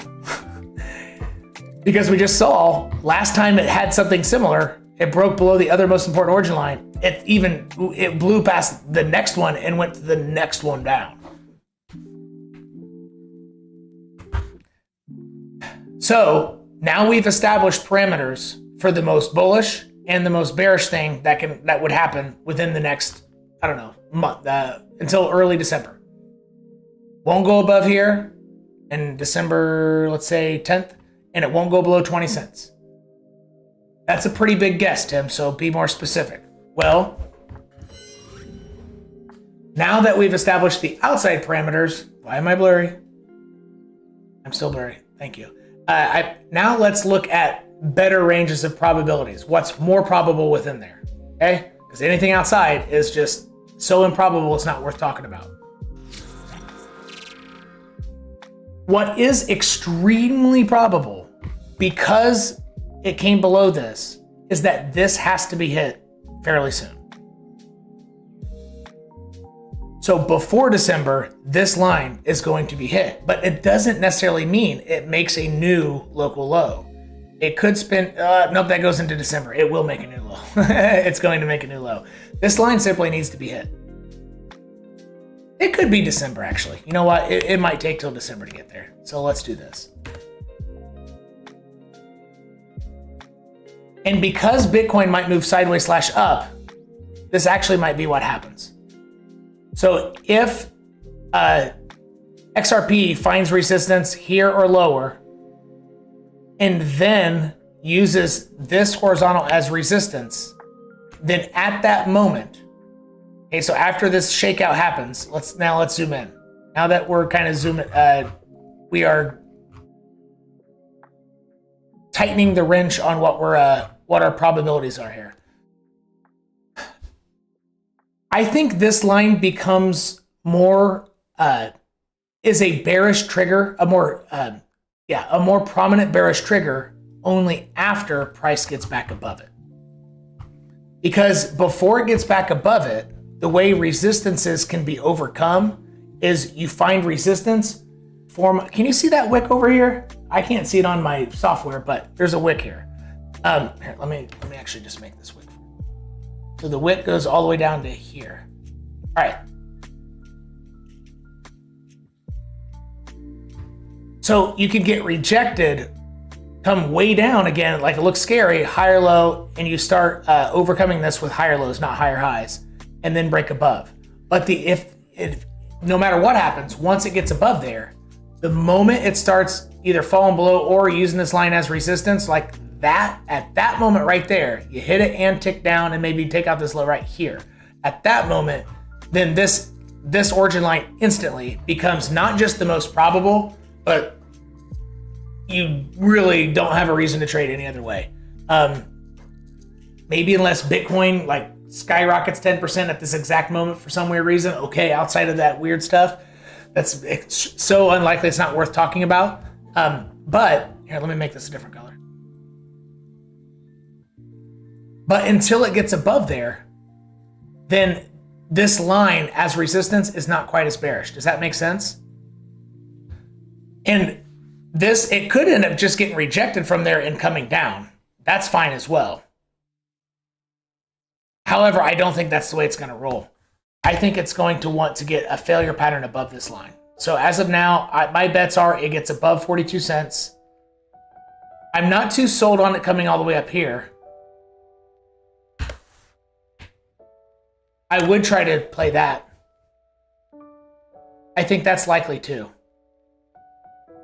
And I think the top of the triangle, actually how I drew it is the most likely. So for this upside move before it gets beaten down to the next origin line down, here are my most likely targets in order.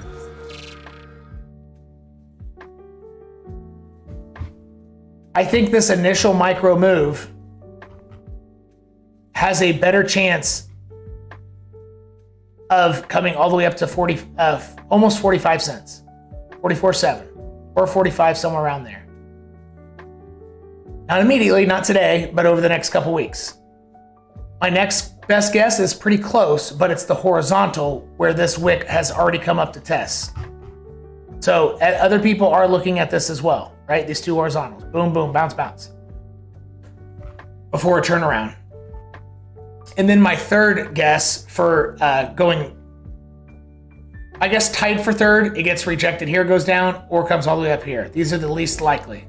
First most likely, second most likely, or put them together, whatever, since they're so close. And then I think these are equally as probable where it turns around before hitting the next origin line down.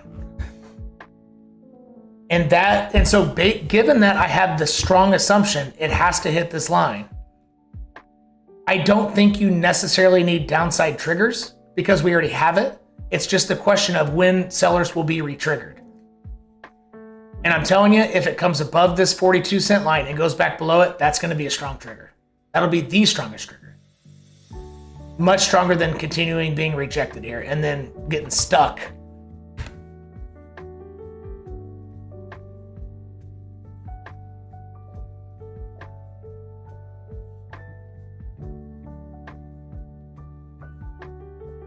That's how it would behave if it can't get above. And I just showed you how it would behave if it does get above with most likely certainty, or with most likely probabilities. And that's how Ethereum price is very likely going to move over the next 2 weeks. I'm going to look back at this video, hopefully, because this will be a fun one to look back on to see how, because XRP price is tough. It's tough to get right. And I'm going to be interested to know which guess was better, or if I was just totally wrong. And and if I am wrong, I'll follow up and let you know, hey, I was wrong about this, and this is what I missed. I enjoy making those videos almost as much as I like showboating with those follow-up videos. So that's what we got for XRP. That should keep you safe.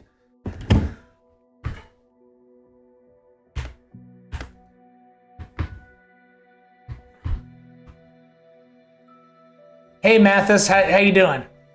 Because I tried to buy Quant at the origin line and failed because it went back up so fast. You got it at 138. So you set the order. Good. So that's what I'm talking about. When I suggest to people, you need to draw these lines, like Mathis did it, and he made a great play. He bought some of the bottom of Quant because he took the time to pause the video or whatever he did and make the damn origin lines after I drew them. And that's exactly what. So that's a good play.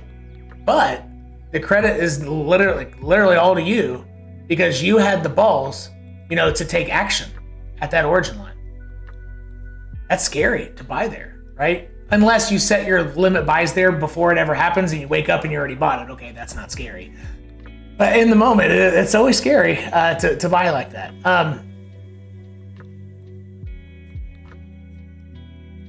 So when you have origin lines like this and, and you see this type of stuff happening, like let's say you were way back here and you saw this happen, right? Boom, go below the origin line, perfect fit. Actually, look how honestly, Quant is following origin lines better than friggin' Bitcoin. This is so damn perfect. Oh my gosh. Wow. Okay. And then look at the next wow. It's like watching fireworks. Ooh, wait, here we go. Ooh. Ah. Anyway, sorry. So if you had seen this here and you know, oh, at this point, you're taking out the, I guess, the punch low, and you say, oh man, it's getting ready to go per Tim's, origin line rules plus the punch low rules, and you knew it was going to hit this line, which you probably did, especially at this candle right, that 1 minute candle right there, if you're watching this. If you're trying to buy that, in the future, it's always good to front run stuff. So if you're confident about a bounce point, what does that mean about what is, if you're right? So if you're confident and you end up being right, but you don't know you're right yet, but for example, you're confident and you end up being right, what does that mean about your target? That means it's going to be bought up heavily. And what does that mean? It means that if you have orders exactly where it bounces, by the nature of definition of a bounce, that means not all those orders are filled because it held it. So if you are confident about a strong bounce point, always I typically leave a little buffer on both sides. I front run with a little bit. I buy the biggest chunk at it, and it's maybe a third, and a third. And if you want to see, it's back before I knew how to use a microphone. I was early on YouTubing, but it's a good video, despite the quality. It's on my public YouTube playlist, Trading Basics, Learn Trading Basics. And it's the one with the thumbnail that it looks like red blocks and blue blocks. You might see shapes like triangles or something, and it might have the word straddle orders. And so to avoid getting totally gypped out of something like that, what the straddle order, what that does is it nearly guarantees you're never in the worst case scenario where you have your limit buys there and it only fills a tiny bit of them and you didn't get much of the trade. But it also sometimes limits your chance of buying it perfectly at a point, which technically is almost impossible, as we just talked about, right? Sometimes it's possible on Bitcoin with high liquidity, right? So to straddle orders, you have a buffer zone in which you're buying essentially. And in that video, I break down specifically how to do it. And a lot of times when you make a buffer zone, it overshoots it and then hits your lower end target and then it zooms up. So in the case that it bounces a little early, like it did to you, you still got almost half of your orders in. In the case it goes a little bit below and then bounces, well, shit, you're buying down there too. And you're never, out of 1,000 universes, of starting from this start point here, that from that point all play out a little bit differently, right? Because the statistics, right? Out of the 1,000 universe results, by straddling orders, you're never shit out of luck situation. Make sense? But it guarantees you never buy it exactly at the one price point, but that's not what you're going for.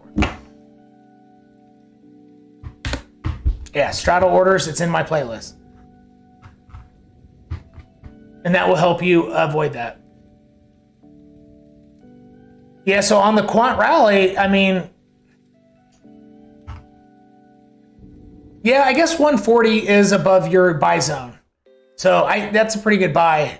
Even if it comes down to 140, which is you're still in profit, I think it has a strong chance of bouncing. So I think, reasonable worst case, although it could be worse, but reasonable worst case with your $138 purchase, it comes up here, or it comes down here, bounces, gets rejected by this, and once it starts ticking down below this point, that's when you might want to start kind of, protecting yourself, maybe becoming a seller before it comes back down. Because if it gets rejected and starts coming back down, you probably want to get out of that, because it would probably come back below there. Make sense? Not financial advice. If I were in that position, that's what I would do. I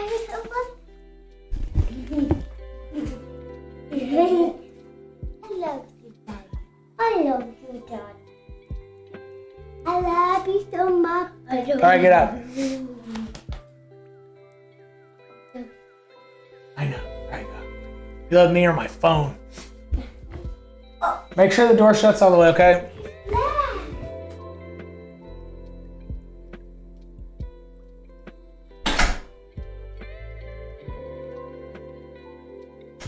Well, Issen Van is asking, non-community members asking about stuff I like to see.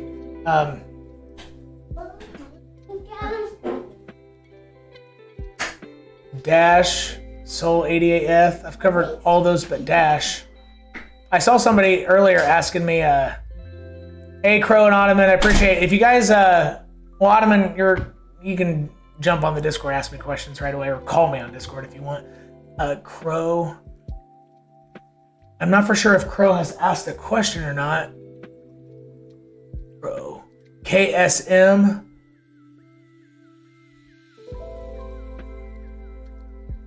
Mover. Okay, Harrison, I'll get to Mover in just a minute.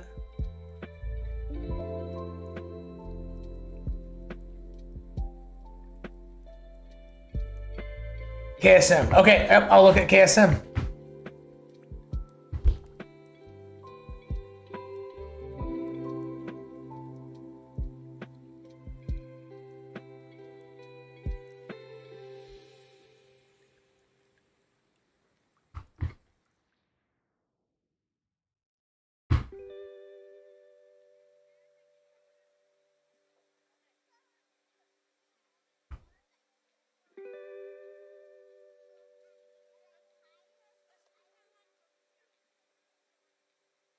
You want to know what month I drew that? Might have been 2021. Obvious target. But remember, for the next bear market cycle, when I draw shit way down low, even though if you're around the next time, it won't be as shocking. Just realize it's probably going to be hit.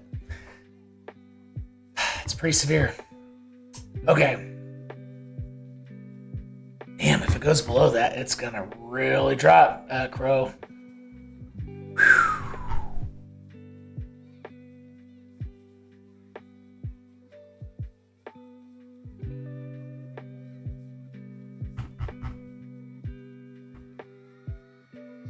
Yep, it's this wick right here. That's the wick of August 27th of 20.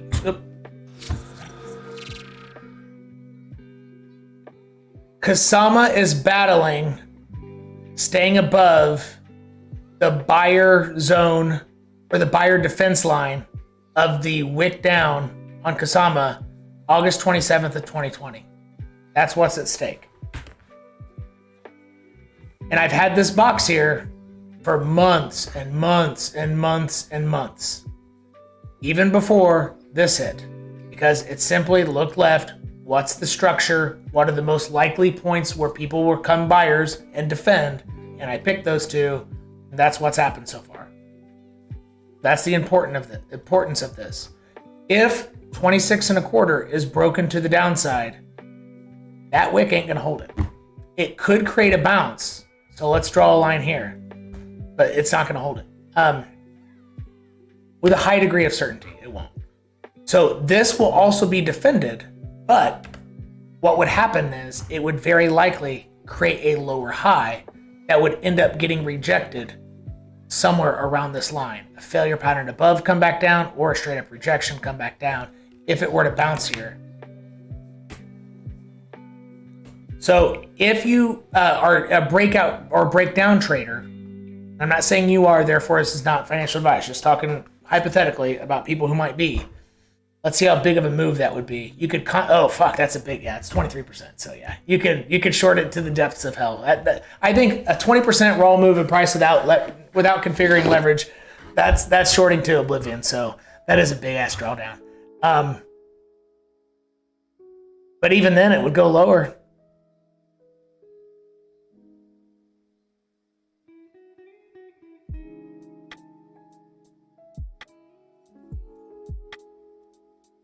It would have to hit, I'm going to make this a blue box. It would have to hit the bottom of the blue box at minimum. So I'm going to take it from this wick. This box could hold it, but the top won't. But I think what's more likely is this. If / when 26, what was it, 26 and a quarter is broken? Yep. This wick to that wick. And again, hopefully, you're not viewing me do this and say, ugh, that's not likely. Because you just saw it hit the box freaking perfectly, and I had it there for months. So these boxes are going to work too. right? Does it guarantee it's going to hit them? No, but just realize these are the boxes with a high degree of certainty. All right.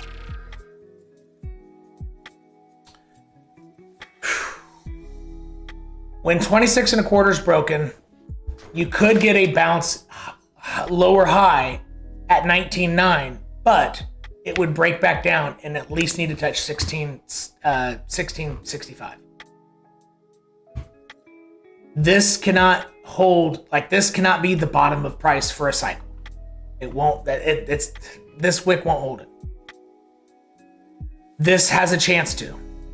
However, I think once this is broken, I think there's a stronger likelihood of at least the top of the next box being hit. 1150. Let's just make it 1150.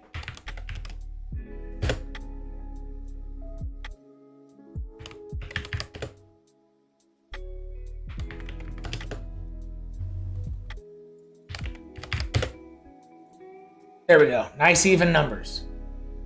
So this could hold in the short term, but it likely won't hold. Well, I guess it technically does have a chance to hold long term. If Bitcoin turns around from here, that is it. So this line actually is, this line is here because either of these were my original guesses of the bear market cycle bottom for this, or just where it was going to go on a big drawdown in late in 2022. So technically this could hold it. If Bitcoin, that was it. This has permission to be the absolute bottom of Kusama. I wouldn't put my hopes up on that though. I would be thinking it's going to break. But here's the key. This is the only one here that can't be the eventual bottom. If this is hit, the best that could happen from this is a lower high. It would need to hit this. So once 26 and a quarter is taken out, this must be hit, but expect a large bounce, potentially 25% at this line. Once you start breaking back below 19 bucks, yes, 1665 is a target. But if you see that not holding up, you instantly know that price it's gonna rip. It will rip down to 1150. This could be into February of 2023, March of 2023. This actually could be August 2023 on Bitcoin's macro higher low when 11 bucks is hit. So for example, Cardano's ultimate low in the last bear market was not when Bitcoin bottomed. It was 450 days later, along with most altcoins. Altcoins don't bottom with Bitcoin. So these targets, especially the lower one, just realize this could take over a year to happen. But the thresholds will still remain the same. So that also implies it might take over a year for this to be broken. Not necessarily to be hit, 1665. I think it actually is my favorite target over the next 90 to 100 days. But long term, I don't know if this will be broken. I'm sorry. Within a year, I don't know. I'm not so sold on this being broken. But in the extent of the next 18 months, I think it has a good chance of doing that because most alts form their lowest low when Bitcoin makes a macro higher low. And that would take well over a year, even if this was the 16.9 was the bottom for Bitcoin, it would still take a year. But that is probably not the bottom, therefore it'd be even longer, which is why I'm talking about 18 months. So these are the levels and the time frames to go along with it, so you kind of have the shelf life, right? Milk stays good in the fridge, 10 days or whatever. Cereal, 2 months. Honey, until I die, right? And so the shelf life of these, this is more like on the, maybe not to the zone of honey or peanut butter, but for example, so don't just think of these lines as, hey, I'm going to short it, all the way down here. Well, not necessarily. It might not happen all at once. The shelf life on this is like 100 days. So not happening, don't try to short a breakdown of this and say, I'm going to be rich. Going straight to 1665 in the next 4 hours. Shelf life for this, 90 to 100 days. Shelf life for this, potentially even 18 months. Make sense? Oh. I hope that's what you're looking for, Crow.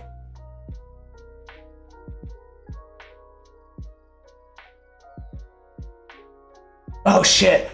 Crow's question was just below the super chat as well.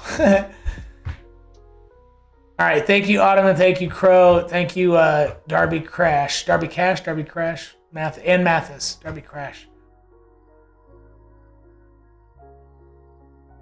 I haven't talked about Kadena yet.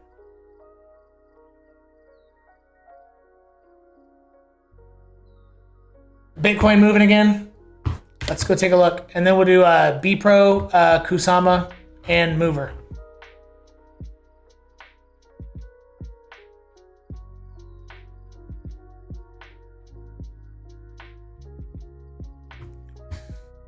Yeah, it is below that line again. Uh-oh.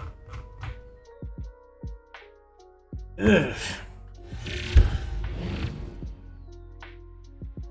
So right now, it is more probable that this is going to be hit for the next move.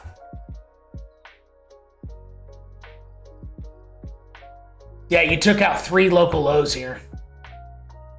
1, 2, 3, took them all out. So this is going to be a failure pattern and then a rejection, and then it'll go down most likely at this point. That could change if it can bounce here. But as of right now, it's snapshotted. So let's zoom way in. In this exact snapshot of time, that is not likely. Yep, I think it's, oh, damn, I'm surprised it broke down like that. I think it's going to hit right there. I think it's going to do this. And again, just 20 minutes ago, this was not my main guess because it was above this line and using as support. And now that's changed. So probabilities flip. Like this is why this was my probability flip zone, right? The 50-50 line. So hopefully you can see, like, you know, don't just have one guess and stick with it. No, you should know exactly when your guesses should be changing. And if price is right at that point, then by default, if that's the area where your guesses should change and that's where price is and it's moving around, well then at that moment, expect your guesses, the probabilities to be different minute by minute until it separates from that 50, you know, that 50 mark line, the pivot point. That makes sense? I mean, it literally is it's a direct result of being at the pivot point that your short-term time frame outlook should be changing until you get separation from the pivot point. So I think it's going to do this. As of now, this is most likely. And it doesn't become less likely until this is both used as support and that high is taken out. Both of those have to be true. If it just screams above and takes out this high, this is still more probable. It would have to then come back down and use that support and then tick up for this to be less probable, less than 50% likely. Make sense? Yep, good call on that. That is a change. This could affect, this exact pivot on micro timeframes is setting the stage for the next several daily candles, if not weekly candles. So this is a big ass line. This is where the battle's going to go down. Damn, went back below. All right, B-Pro.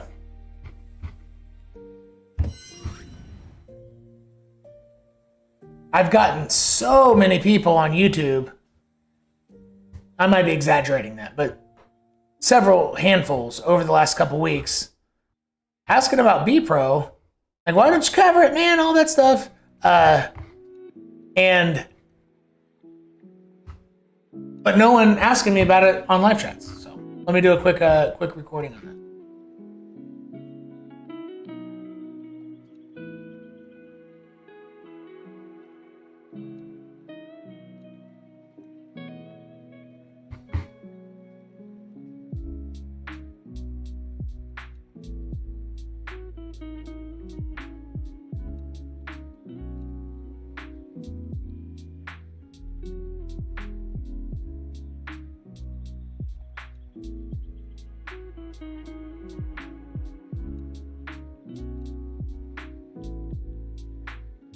I don't know. I haven't looked at it in a while. It looks like it's going to blow through this. I'm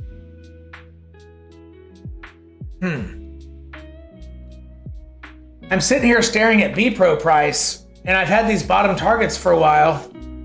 Easily could bounce there, but simply staring at the chart, trying to not be biased about either what's happening in crypto with the FTX meltdown and all that stuff, not including any external factors or even the perhaps, slightly more bullish external factor, external of BPRO, Bitcoin bouncing really hard at 17,000 off the origin line, which means price will not continue accelerating to the downside within the next week. It'll take a week or more to continue doing that.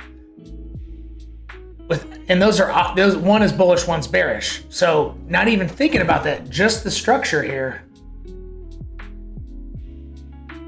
it looks like it's going to fall below there. And this is the daily chart. It's not suggesting all at once, like some meltdown down to this point.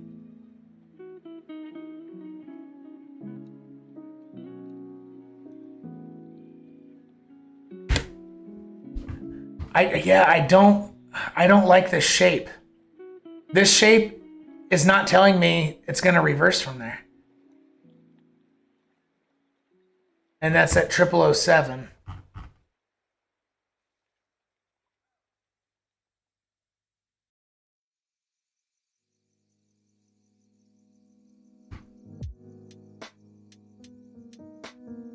It's 22% down.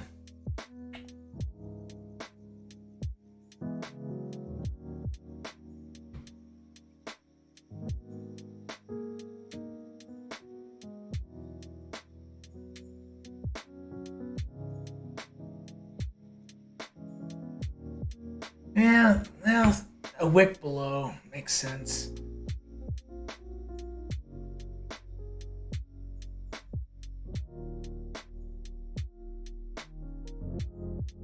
I think I'm missing something here. I might be missing the, so like I said, I haven't looked at this chart for a while. Let me look at the BPRO versus BTC chart.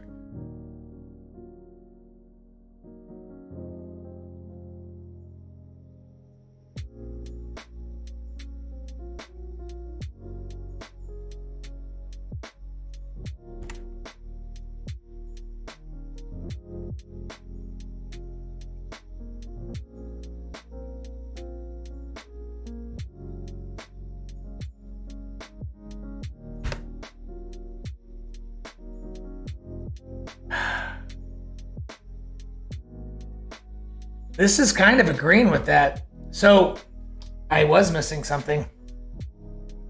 If BPRO breaks below this line on the BTC pairing, it's going to go below that that lower blue line, 0007. So for that to happen, BPRO, here's what's tricky about it. Looking at a BTC pairing can take months and years of like dealing with it to essentially know, like let's say you're playing chess and you need to know what are the possibilities of my opponent's next move, right? And it takes a long time to figure that shit out. I mean, hell, even playing checkers, it takes a while. Well, not quite as long, but it still takes a while. It takes like maybe 20 games to start getting the hang of checkers. Takes hundreds to get the hang of chess, right? To understand, okay, these are all the possibilities. And so looking at it like that, making that analogy with the BTC pairing specifically, if something were to happen, the ramifications of that aren't necessarily perfectly intuitive. It takes a lot of, I guess, charting and practice and seeing things and hindsight bias over and over and over. And what I'm about ready to say applies to other coins as well, especially if they're tottering with a key point on it, their BTC pairing. So what I'm about to say is not specific to BPRO. BPRO price does not have to go down for it to break here.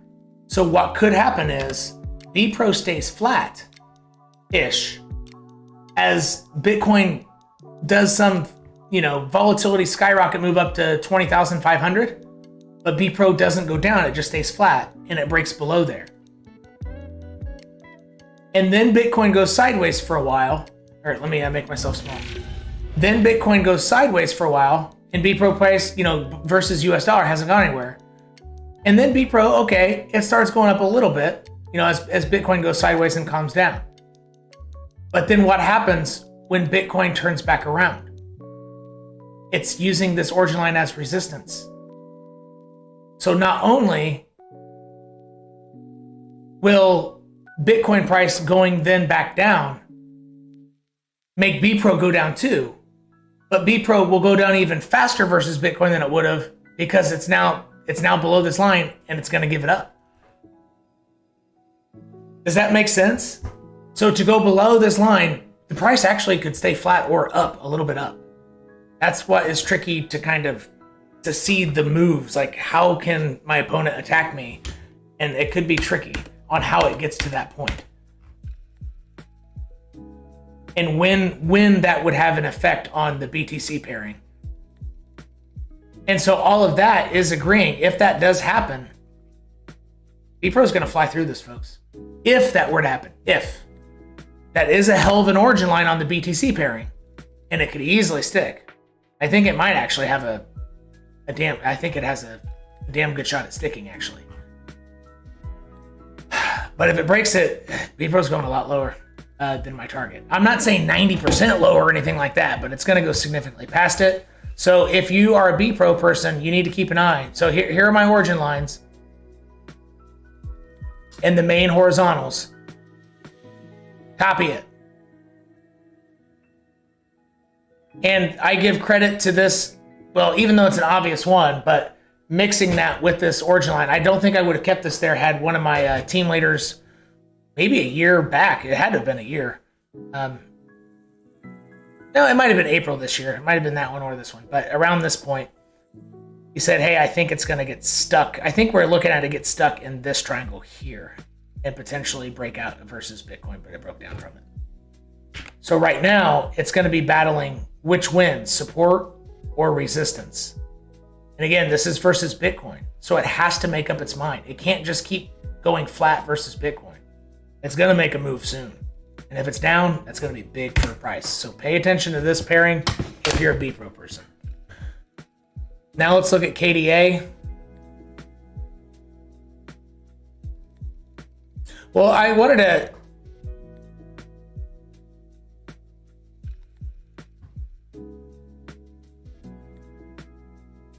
Why does this chart look different than how I remember?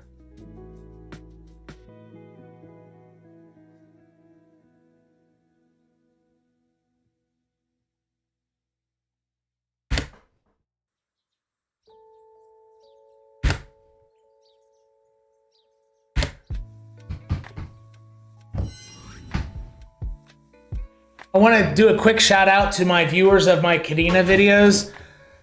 My most watched video over the last 28 days was Kadena. In a bear market, it's not common for altcoins to get more attention than general Bitcoin price action. And I wanted to say a quick thank you for that. It might also help that, over the last, 3 months, Kadena has moved exactly like where I point my cursor and make a black triangle, it goes to the black triangle and makes the triangle. That helps, but also thank you for coming back to my channel and considering me, one of your primary sources for understanding Kadena price. So let's dive in. I think I mentioned earlier, once it goes back below a certain point, it's going to accelerate to the downside, right? So it finally broke down out of my long anticipated triangle that I drew before it ever came down here. Got resolution to the downside. Let's get rid of this guy for a second. We don't need that quite yet. Now looking at origin line rules that we've been covering a lot on my channel here recently. What can we tell from this? The yellow lines are your origin lines. What conclusions can we draw, or what parameters could we set? Like, anything within here is by far the most likely, but even within that, this is way more likely to happen. Just loose rules.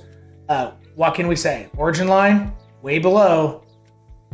What's about ready to happen? And what has to happen? So in general terms, what has to happen is, so these are the wide parameters. Everything within Kadena analysis falls within this, and you are tightening the wrench on your predictability. But just to set the outside, like the outside of a puzzle first, Kadena does not have permission to do anything more than a failure pattern above this line until this line is hit. That is our outside parameters, period. Over the next, and it could be 90 to 100 days. It could take 3 months that this is happening. So these are the outside parameters, and the time frame in which that would happen, again, I still think that it could be 3 weeks or it could be 100 days, but somewhere, over the next 1 to 3 months, that's the shelf life of these parameters. I would expect a decent probability that these outside parameters are no longer the outside parameters after 90 days. Make sense? Okay.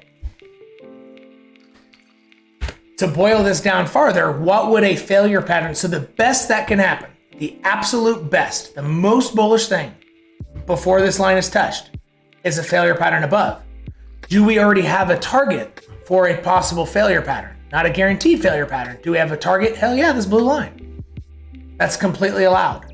So if you see Kadena getting back above or into this triangle, or even to the top of the damn thing, I wouldn't get excited.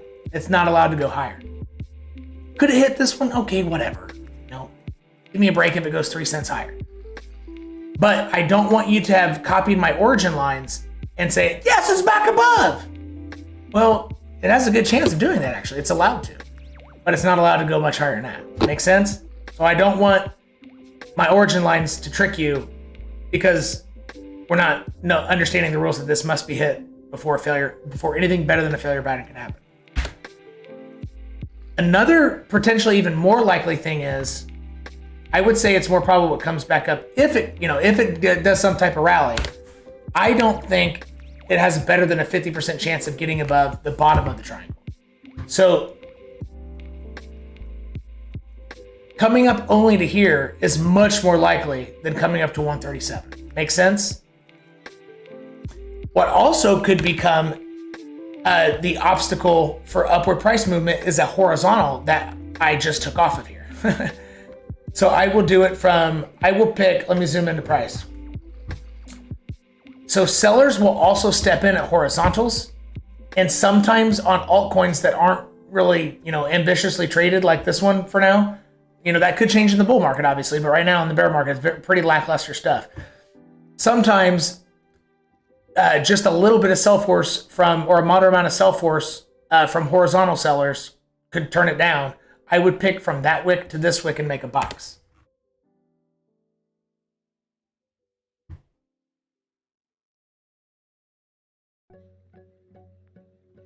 So these are the 3 most likely areas that Kadena Price will go before touching this line. Period. Let me label them.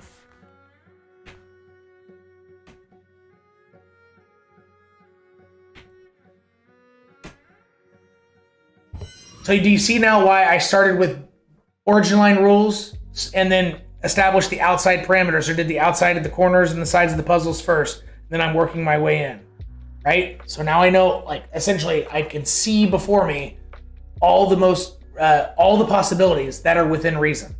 Could something unreasonable happen? Yeah. Some, let's say, Canadian buyer says, Kadena's the best shit ever. We're buying $100 million of. Okay, that, it could break some rules. But within reason.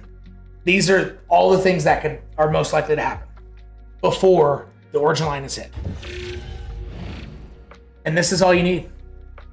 This should get you through at least 2 months of price action. Once it starts taking out these lows, is it possible to play bounces here and therefore we need more things on my chart? Sure.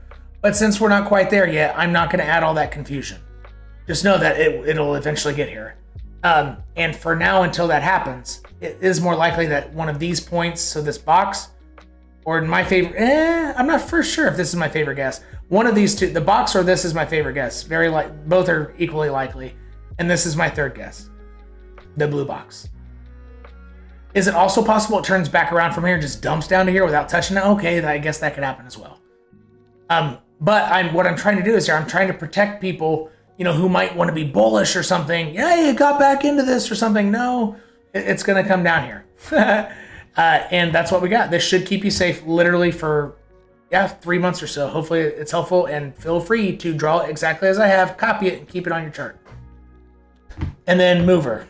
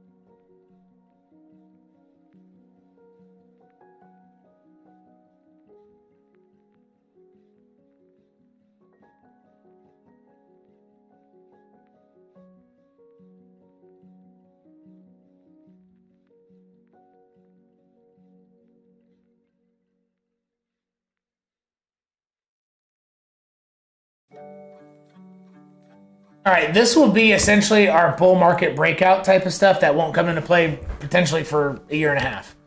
I'm going to keep that on there because this is when you're going to have you could start having probabilities of a macro pivot back above $40. All right, so I think actually you only need 3 lines on mover chart to try to get, pinpoint price action.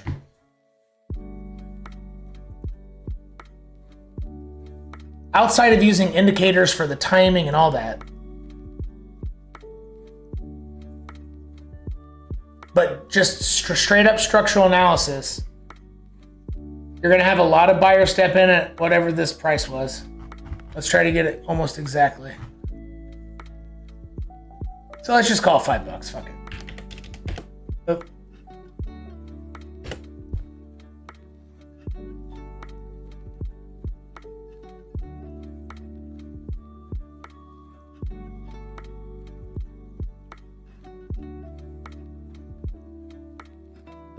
Honestly, it kind of looks like it might do.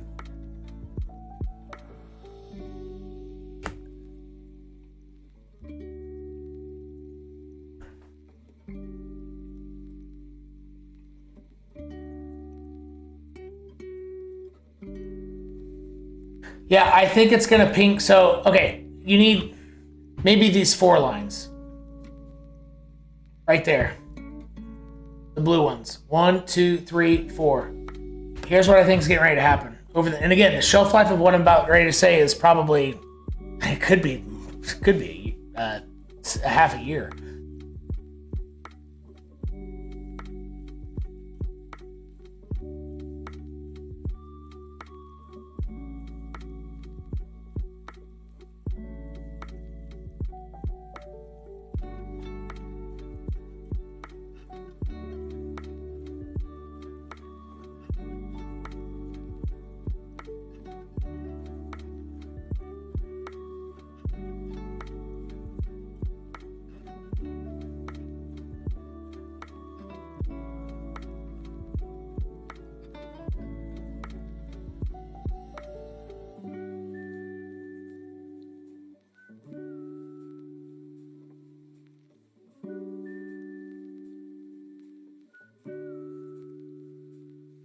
Yeah, so I think it's going to play between I don't think it's going to come back below this line.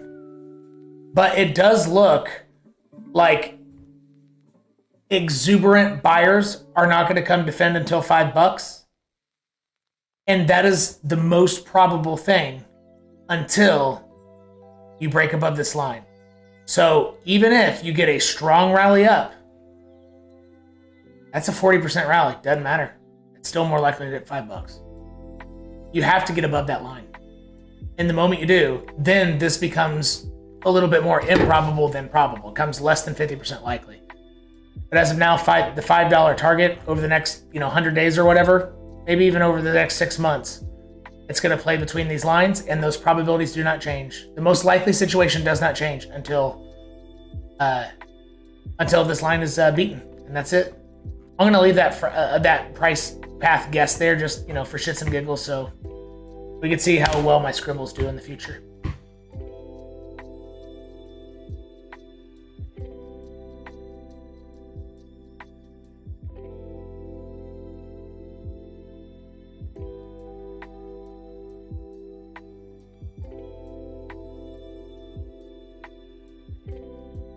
Cup and tea down. Yeah, Ruben, I agree with you. So one of my team leaders on my call before, it's 8:30. Fuck, yikes. I guess this is an eventful day, so if there's going to be a day I go way long, this is it. But what Ruben just said, so many possibilities. That's exactly what me and one of my team leaders, we're all thinking like, what's going to happen? We're both consensus. There are too many possibilities. Like we just can't tell. So I think that's the right mentality. It's better. Like, listen, everybody out there who feels confident about a guess. I've already explained why I only have one actual real confident guess, but as of now, it's not the most helpful. It's moderately helpful, but it's not an accurate guess. And I have good reasons to be confident with that guess, right? But I know the limitations of that guess. It's not super specific. It doesn't help me out. So I'm kind of shade of gray. Like, don't be guessing, right? And the reason that what I'm guessing from my Bitcoin portion is the way Bitcoin behaves. Here, let's zoom out so you can see. You missed. Like, I'm gonna upload that Bitcoin portion. But whenever Bitcoin aggressively goes down to an origin line and gets that type of bounce, yeah, typically, eventually it goes back below it, but it takes 8 to 35 days. So that means it can rally up pretty good, like at least 20,500, 20,300, it's reasonable, right? But the only thing I'm confident of is the way that price behaves after this happens means it won't blast through this line and hit the next one down. The way it will hit the next line down, if it happens, is the two ways I mentioned at the beginning. It slowly makes its way below, one more local low, then comes up, uses this as resistance, and then breaks down. That takes a month or more. The other most likely way, by far, these two, not just this one, but the two I'm talking about, the other one is it gets stuck more in a triangle here, and then breaks down. So I am only confident about those two things because of the way price interacted with this line. It is like that is a confident guess.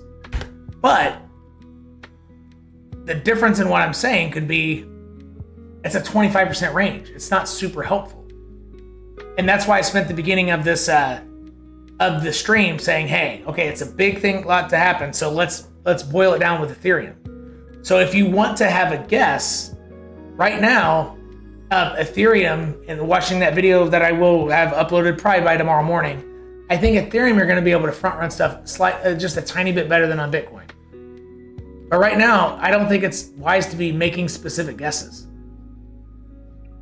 Outside of, it's not going to continue accelerating in the next 3 days. That's my only guess. Or in the next 8 days, sorry, 8 days. I still think it has a damn good chance of, I think it will accelerate down later, but yeah, be careful with your guesses. I mean, you've probably heard the phrase, sometimes no position is the best position or no trade's the best trade. Switch the word trade with guess. Sometimes no guess is the best guess. Stop fucking guessing. But know exactly when you can start guessing. That's the key. I promise you, stop fucking guessing all the time. Or think about it this way. If you have never found yourself like thinking inside that you never thought, right now, it's better not to guess. If you've never had that thought, then you're doing something wrong. But if you've had that thought a lot, and still have a confident guess, okay, that's slightly different. But if that's the case, I would stress that now is probably a good time not to make a specific guess. All right, so either way, probably not a great time. I've seen a lot of specific guesses on here. Like, I don't think this is the time to be doing that, people. Yeah, specific guesses are, what are we laughing about? Did I miss something? How do I ignore RSI and look objectively at future price action? The 8-hour RSI is so low, but it seems BTC won't break past 18.6. Okay, that's a good question.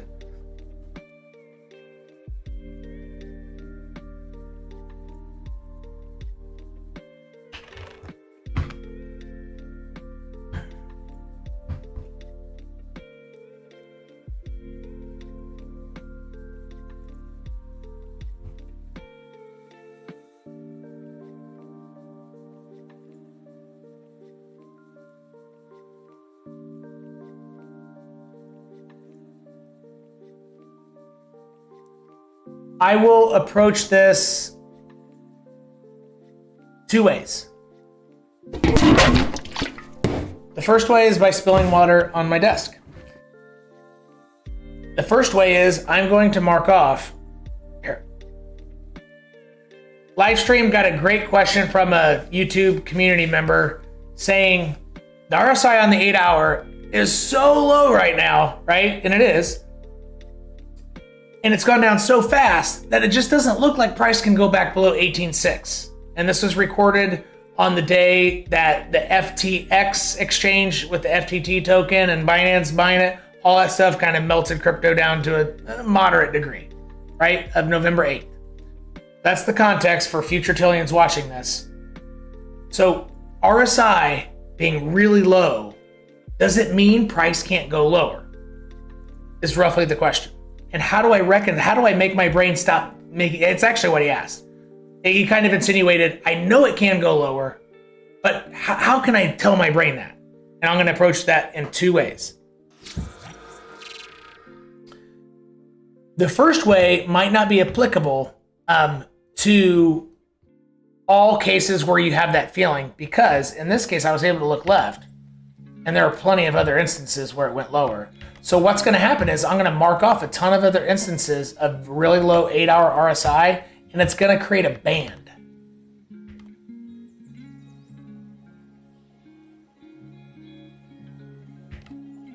Almost like a plotted, graph or whatever. It's going to make plots, but almost like, light photons bouncing. It's going to create, it's going to create a band. And now we're going to be able to compare where RSI is now compared to how low it has been. So where is RSI now? It's well above that. So even with that, without changing anything of how you think of RSI, it can go lower, bro, right? Just obviously. But there are a lot of cases where it like the weekly, I think, is at an all-time low, right? The weekly RSI on Bitcoin, I think, has never been lower. So how could price keep going lower? That's the second part of this. So let's say the 8-hour RSI did make an all-time low. Here is a basic rule of thumb, and then I'll explain it with the chart so you can lock it in visually. But remember the rule of thumb I'm about to say.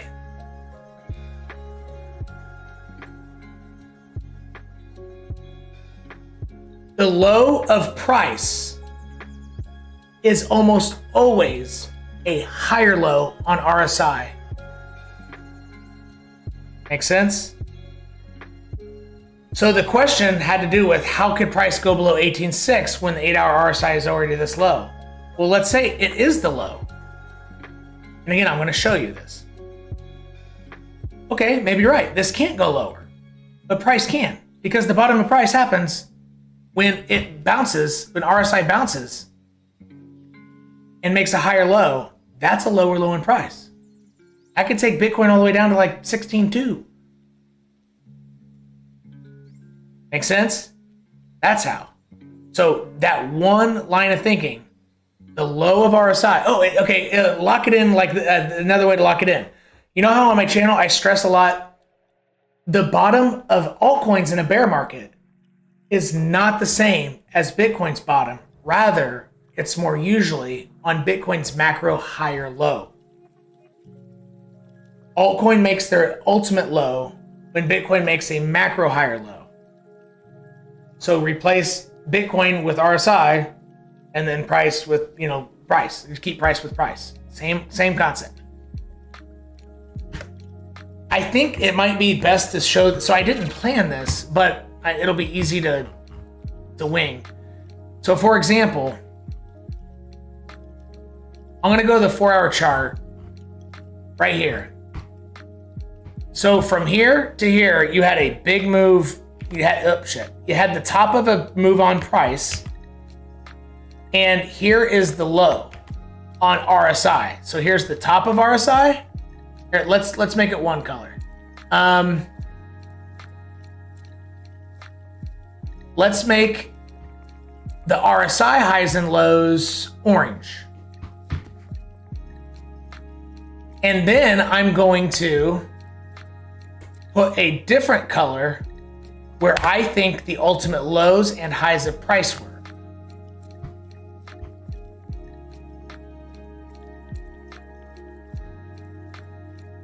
I can't tell where the high of price would have been on this. I'm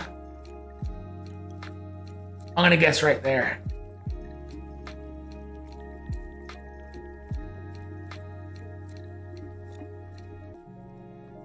And I'm gonna make a maybe guess for the high end price here. This might have been the highest high end price. It has a chance. It's kind of like a 30% chance. It didn't quite break into the green zone, but the speed with which it went up, it might have. It's probably a lower high, but this could have been. I'll take that off. I think the highest price was here. But the low of price was either at this point or this point. I'm going to guess that one. So now I'll put a red line there. Green and red for price, orange and orange for the top and bottom of RSI. Red. And this doesn't look very green, does it? Green. Now it looks green. Even though this was the top of RSI, I think this green line was the top of price. Even though this was the bottom of RSI, I think this was the bottom of price during this move. Let's go see how I did. I don't really know, but I am really comfortable with reading the 4-hour RSI and knowing almost exactly what price did. This one's a tricky one because how it interacted with the green line here and here. So I might get this one wrong. It actually might have been here, but this one I might be wrong, but this one I feel pretty certain about.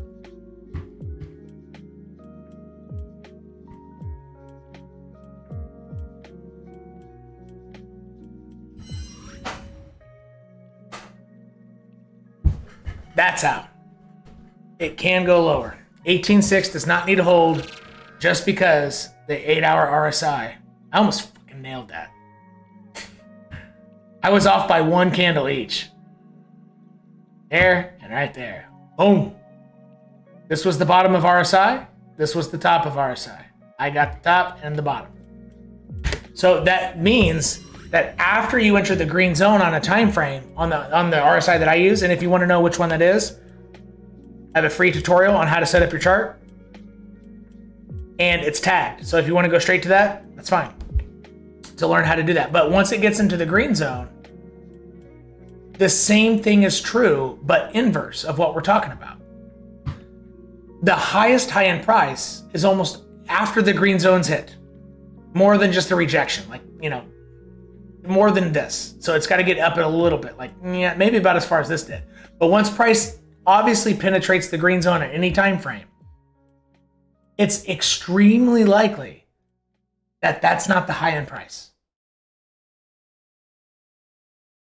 Because either RSI will continue going higher, which makes price go higher too, or it starts a downtrend, makes a lower high, but that's still a higher high in price, your first strike of bearish divergence. Make sense? But its punch into the green zone is it's not never, but it's almost never the the height in price as well. All right.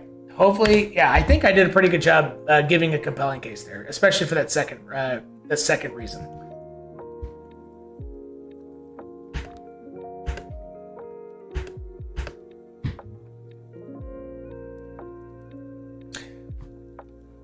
I'm not using indicators as much in my analysis because price has been going sideways and they're not as useful. I think the weekly 10 EMA, the daily 10 EMA, the weekly 200 EMA, I think those have been great tools to use indicator-wise. RSI is almost always good.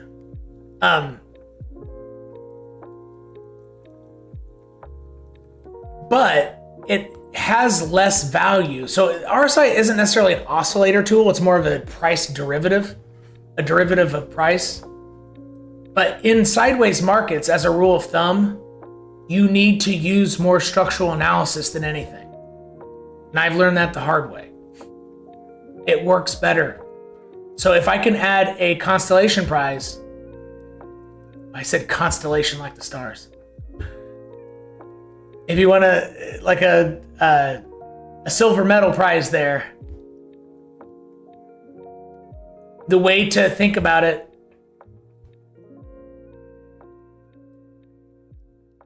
no, I lost my train of thought with saying constellation. It might come back to me. Anyway, so let's keep looking on the questions.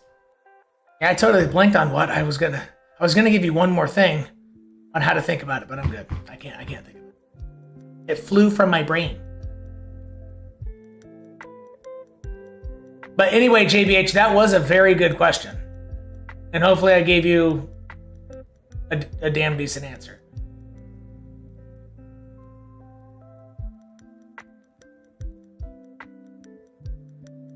Oh, yeah. I was talking about sideways movement indicators.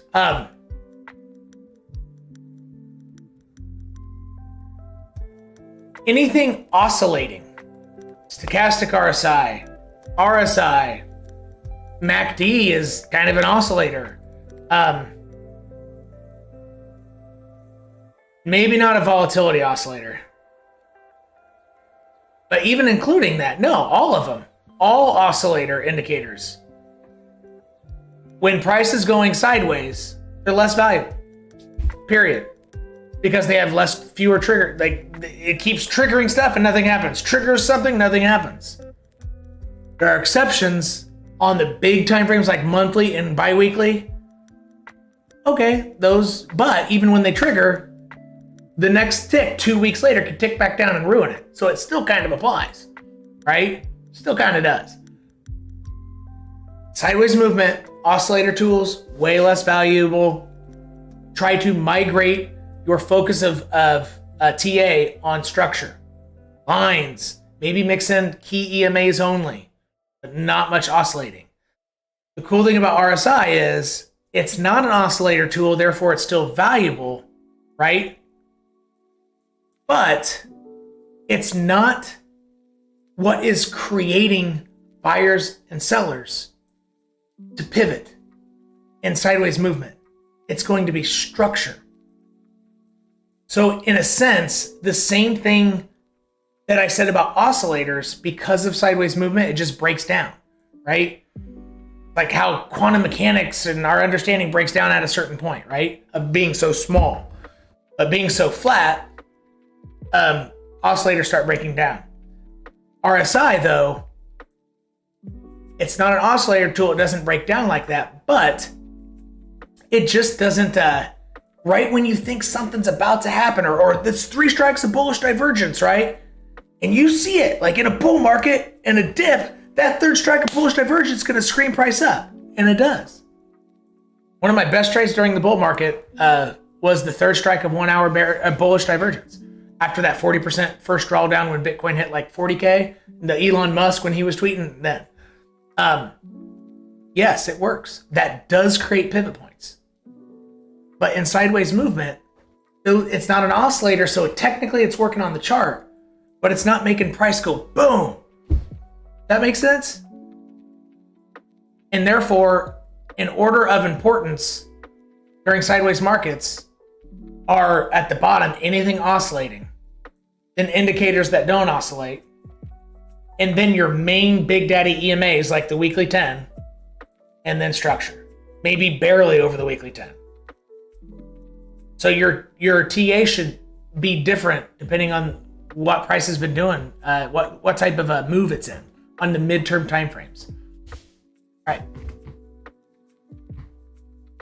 Now, does anything what I just said apply to the micro timeframes like 1 and 5 minute? Not necessarily. That's the beauty of only trading tiny candles, higher leverage with practice, but small moves, is that you literally can use the same rules all the freaking time. There is a big benefit to it. It's not as sexy. And if you're new and you try to do it, you'll get eaten up and you'll lose all your money faster. But there is an appeal to it because the rules, it's almost like Spanish versus English. Like Spanish grammar rules always apply. Spelling rules always apply. English, no. So it's the same difference. All right.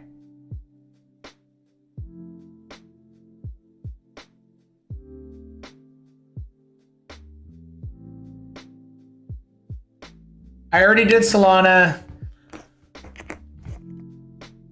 DCF, that's a lot of questions, dude. Almost at 9 o'clock my time. We'll do Harmony 1, because I already know I have that mapped out.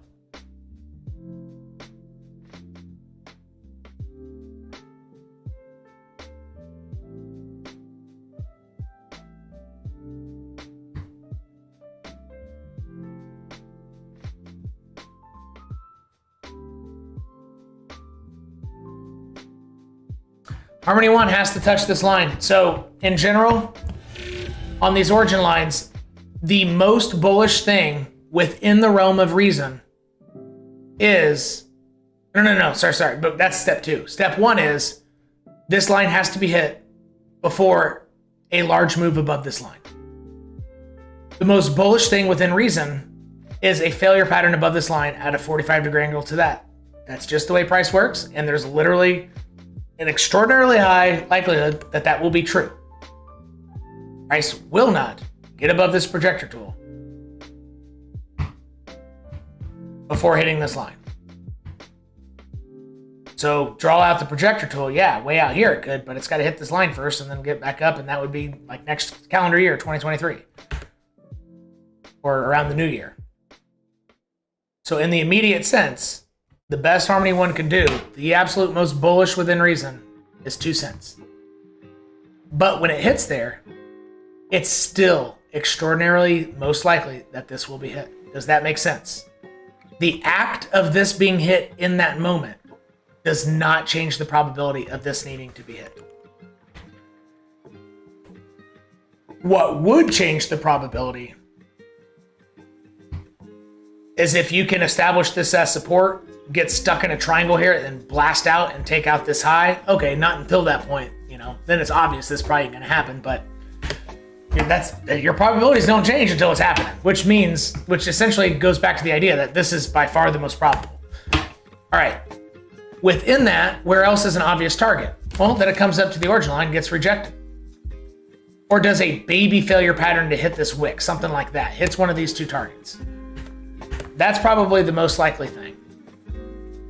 It hits somewhere within this rotated rectangle right here. A baby failure pattern, that's the most likely. Third most likely is it breaks down before then, before touching this origin line down here. What's an obvious case for that? Look left, look for wicks. This wick is massive, this wick is massive. That's not what she said. Draw a box. There you go. Third most likely is this. You get rejected here from one of these two exact levels. And then, let's just make it that one. Or just put it like right here in the middle. So in order, tied for the most likely, then touch. Third most likely, then touch. That's Harmony 1. Because it went below the origin line, just like XRP. Near,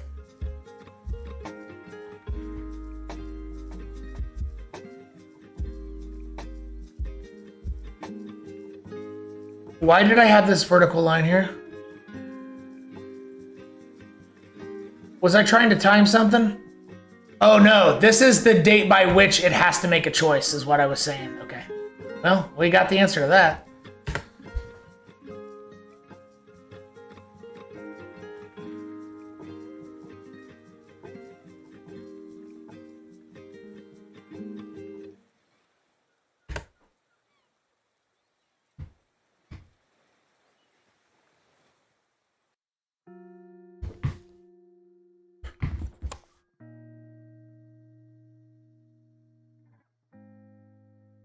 I'm gonna make a double decker.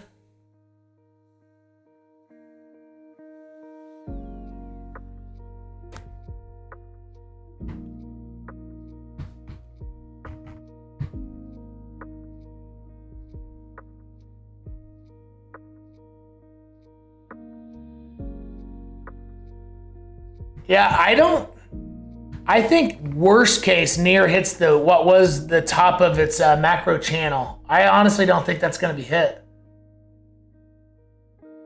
I think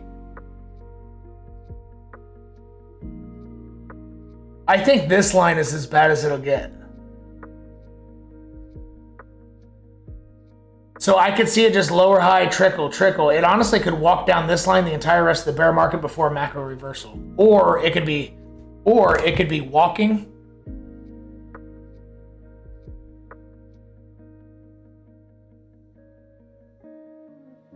Have one more capitulation after New Year's or into Christmas or something, hit that line and then keep walking. And then later on try to reverse. That would be my guess.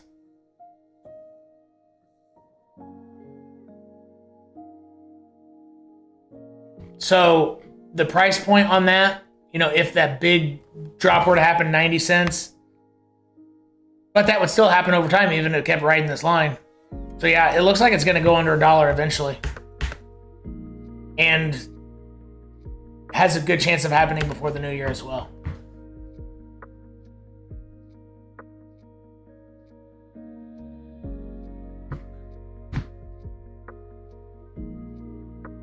No, I already covered Solana. I honestly can't remember what I said about it.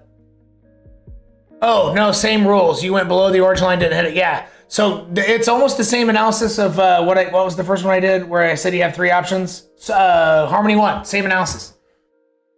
Didn't hit this line. The best it can do is a failure pattern above there. Do we have an obvious line to hit if it does do a failure pattern? Yes, 2805.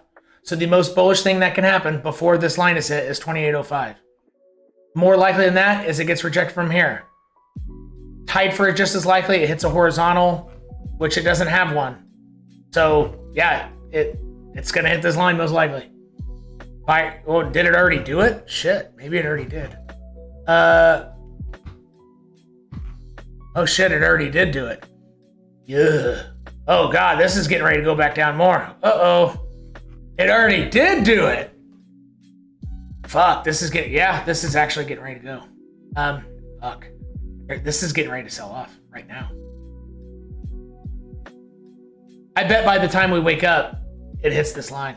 This looks like it's getting ready to accelerate. Did I record that? Solana follow-up before I get off of this.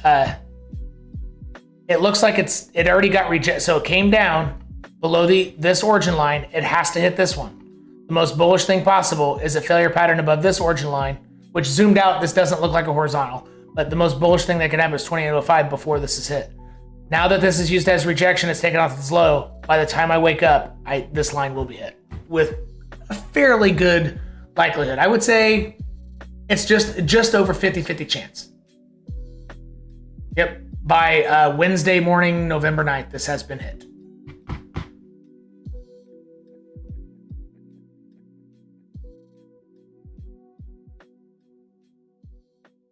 Yeah, I gotta go. Speaking of 2 to 3 hours, yeah, it's fucking 9 o'clock. So this was a rodeo. If you're new, and you've stayed this whole time, I typically try to get off by an hour and 20 minutes or hour and a half. But today we've been waiting for this moment. 147 days, 145 days of boring. Well, not all of it was boring, but sideways price action, one move, finally broke out of the move, decided to stay on a little bit longer, lost track of time. I hope you found this a valuable stream, and we'll see you back Thursday at 6 p.m. New York time. And again, my live shows are Tuesday, Thursday at 6 p.m. New York time. And our time's just changed, which is our daylight savings is not the same. So I'm surprised that no one mentioned, hey, this happened at a different hour, right? But our time zones have now finally changed, so just a heads up, and it's not in line with Europe or Canada or whatever, or even Mexico. And if you want to be able to answer or have your question zoomed in on by me, that's what the on my non-live videos, so any recorded video, just normal videos, right by the subscribe button is a join button. And when you click it, it takes your money immediately. No, I'm just kidding. When you click it, it'll bring up a video explaining what the tiers are. But one of the biggest values is during live chats, I skip everybody else's questions and go to my my YouTube community members' questions. Plus, the Cryptillion tier gets daily updates, so you know what I'm thinking for Bitcoin price. Sometimes 3 times a day, sometimes once a day. And sometimes I miss one Saturday or one Sunday, but it's usually 6 days a week, 1 to 3 or 4 updates a day. In addition to that, that's the Cryptillion tier, but both tiers have the benefit of me answering your questions during the live chats. And then the Discord, links to the Discord community are in the description section of my non-live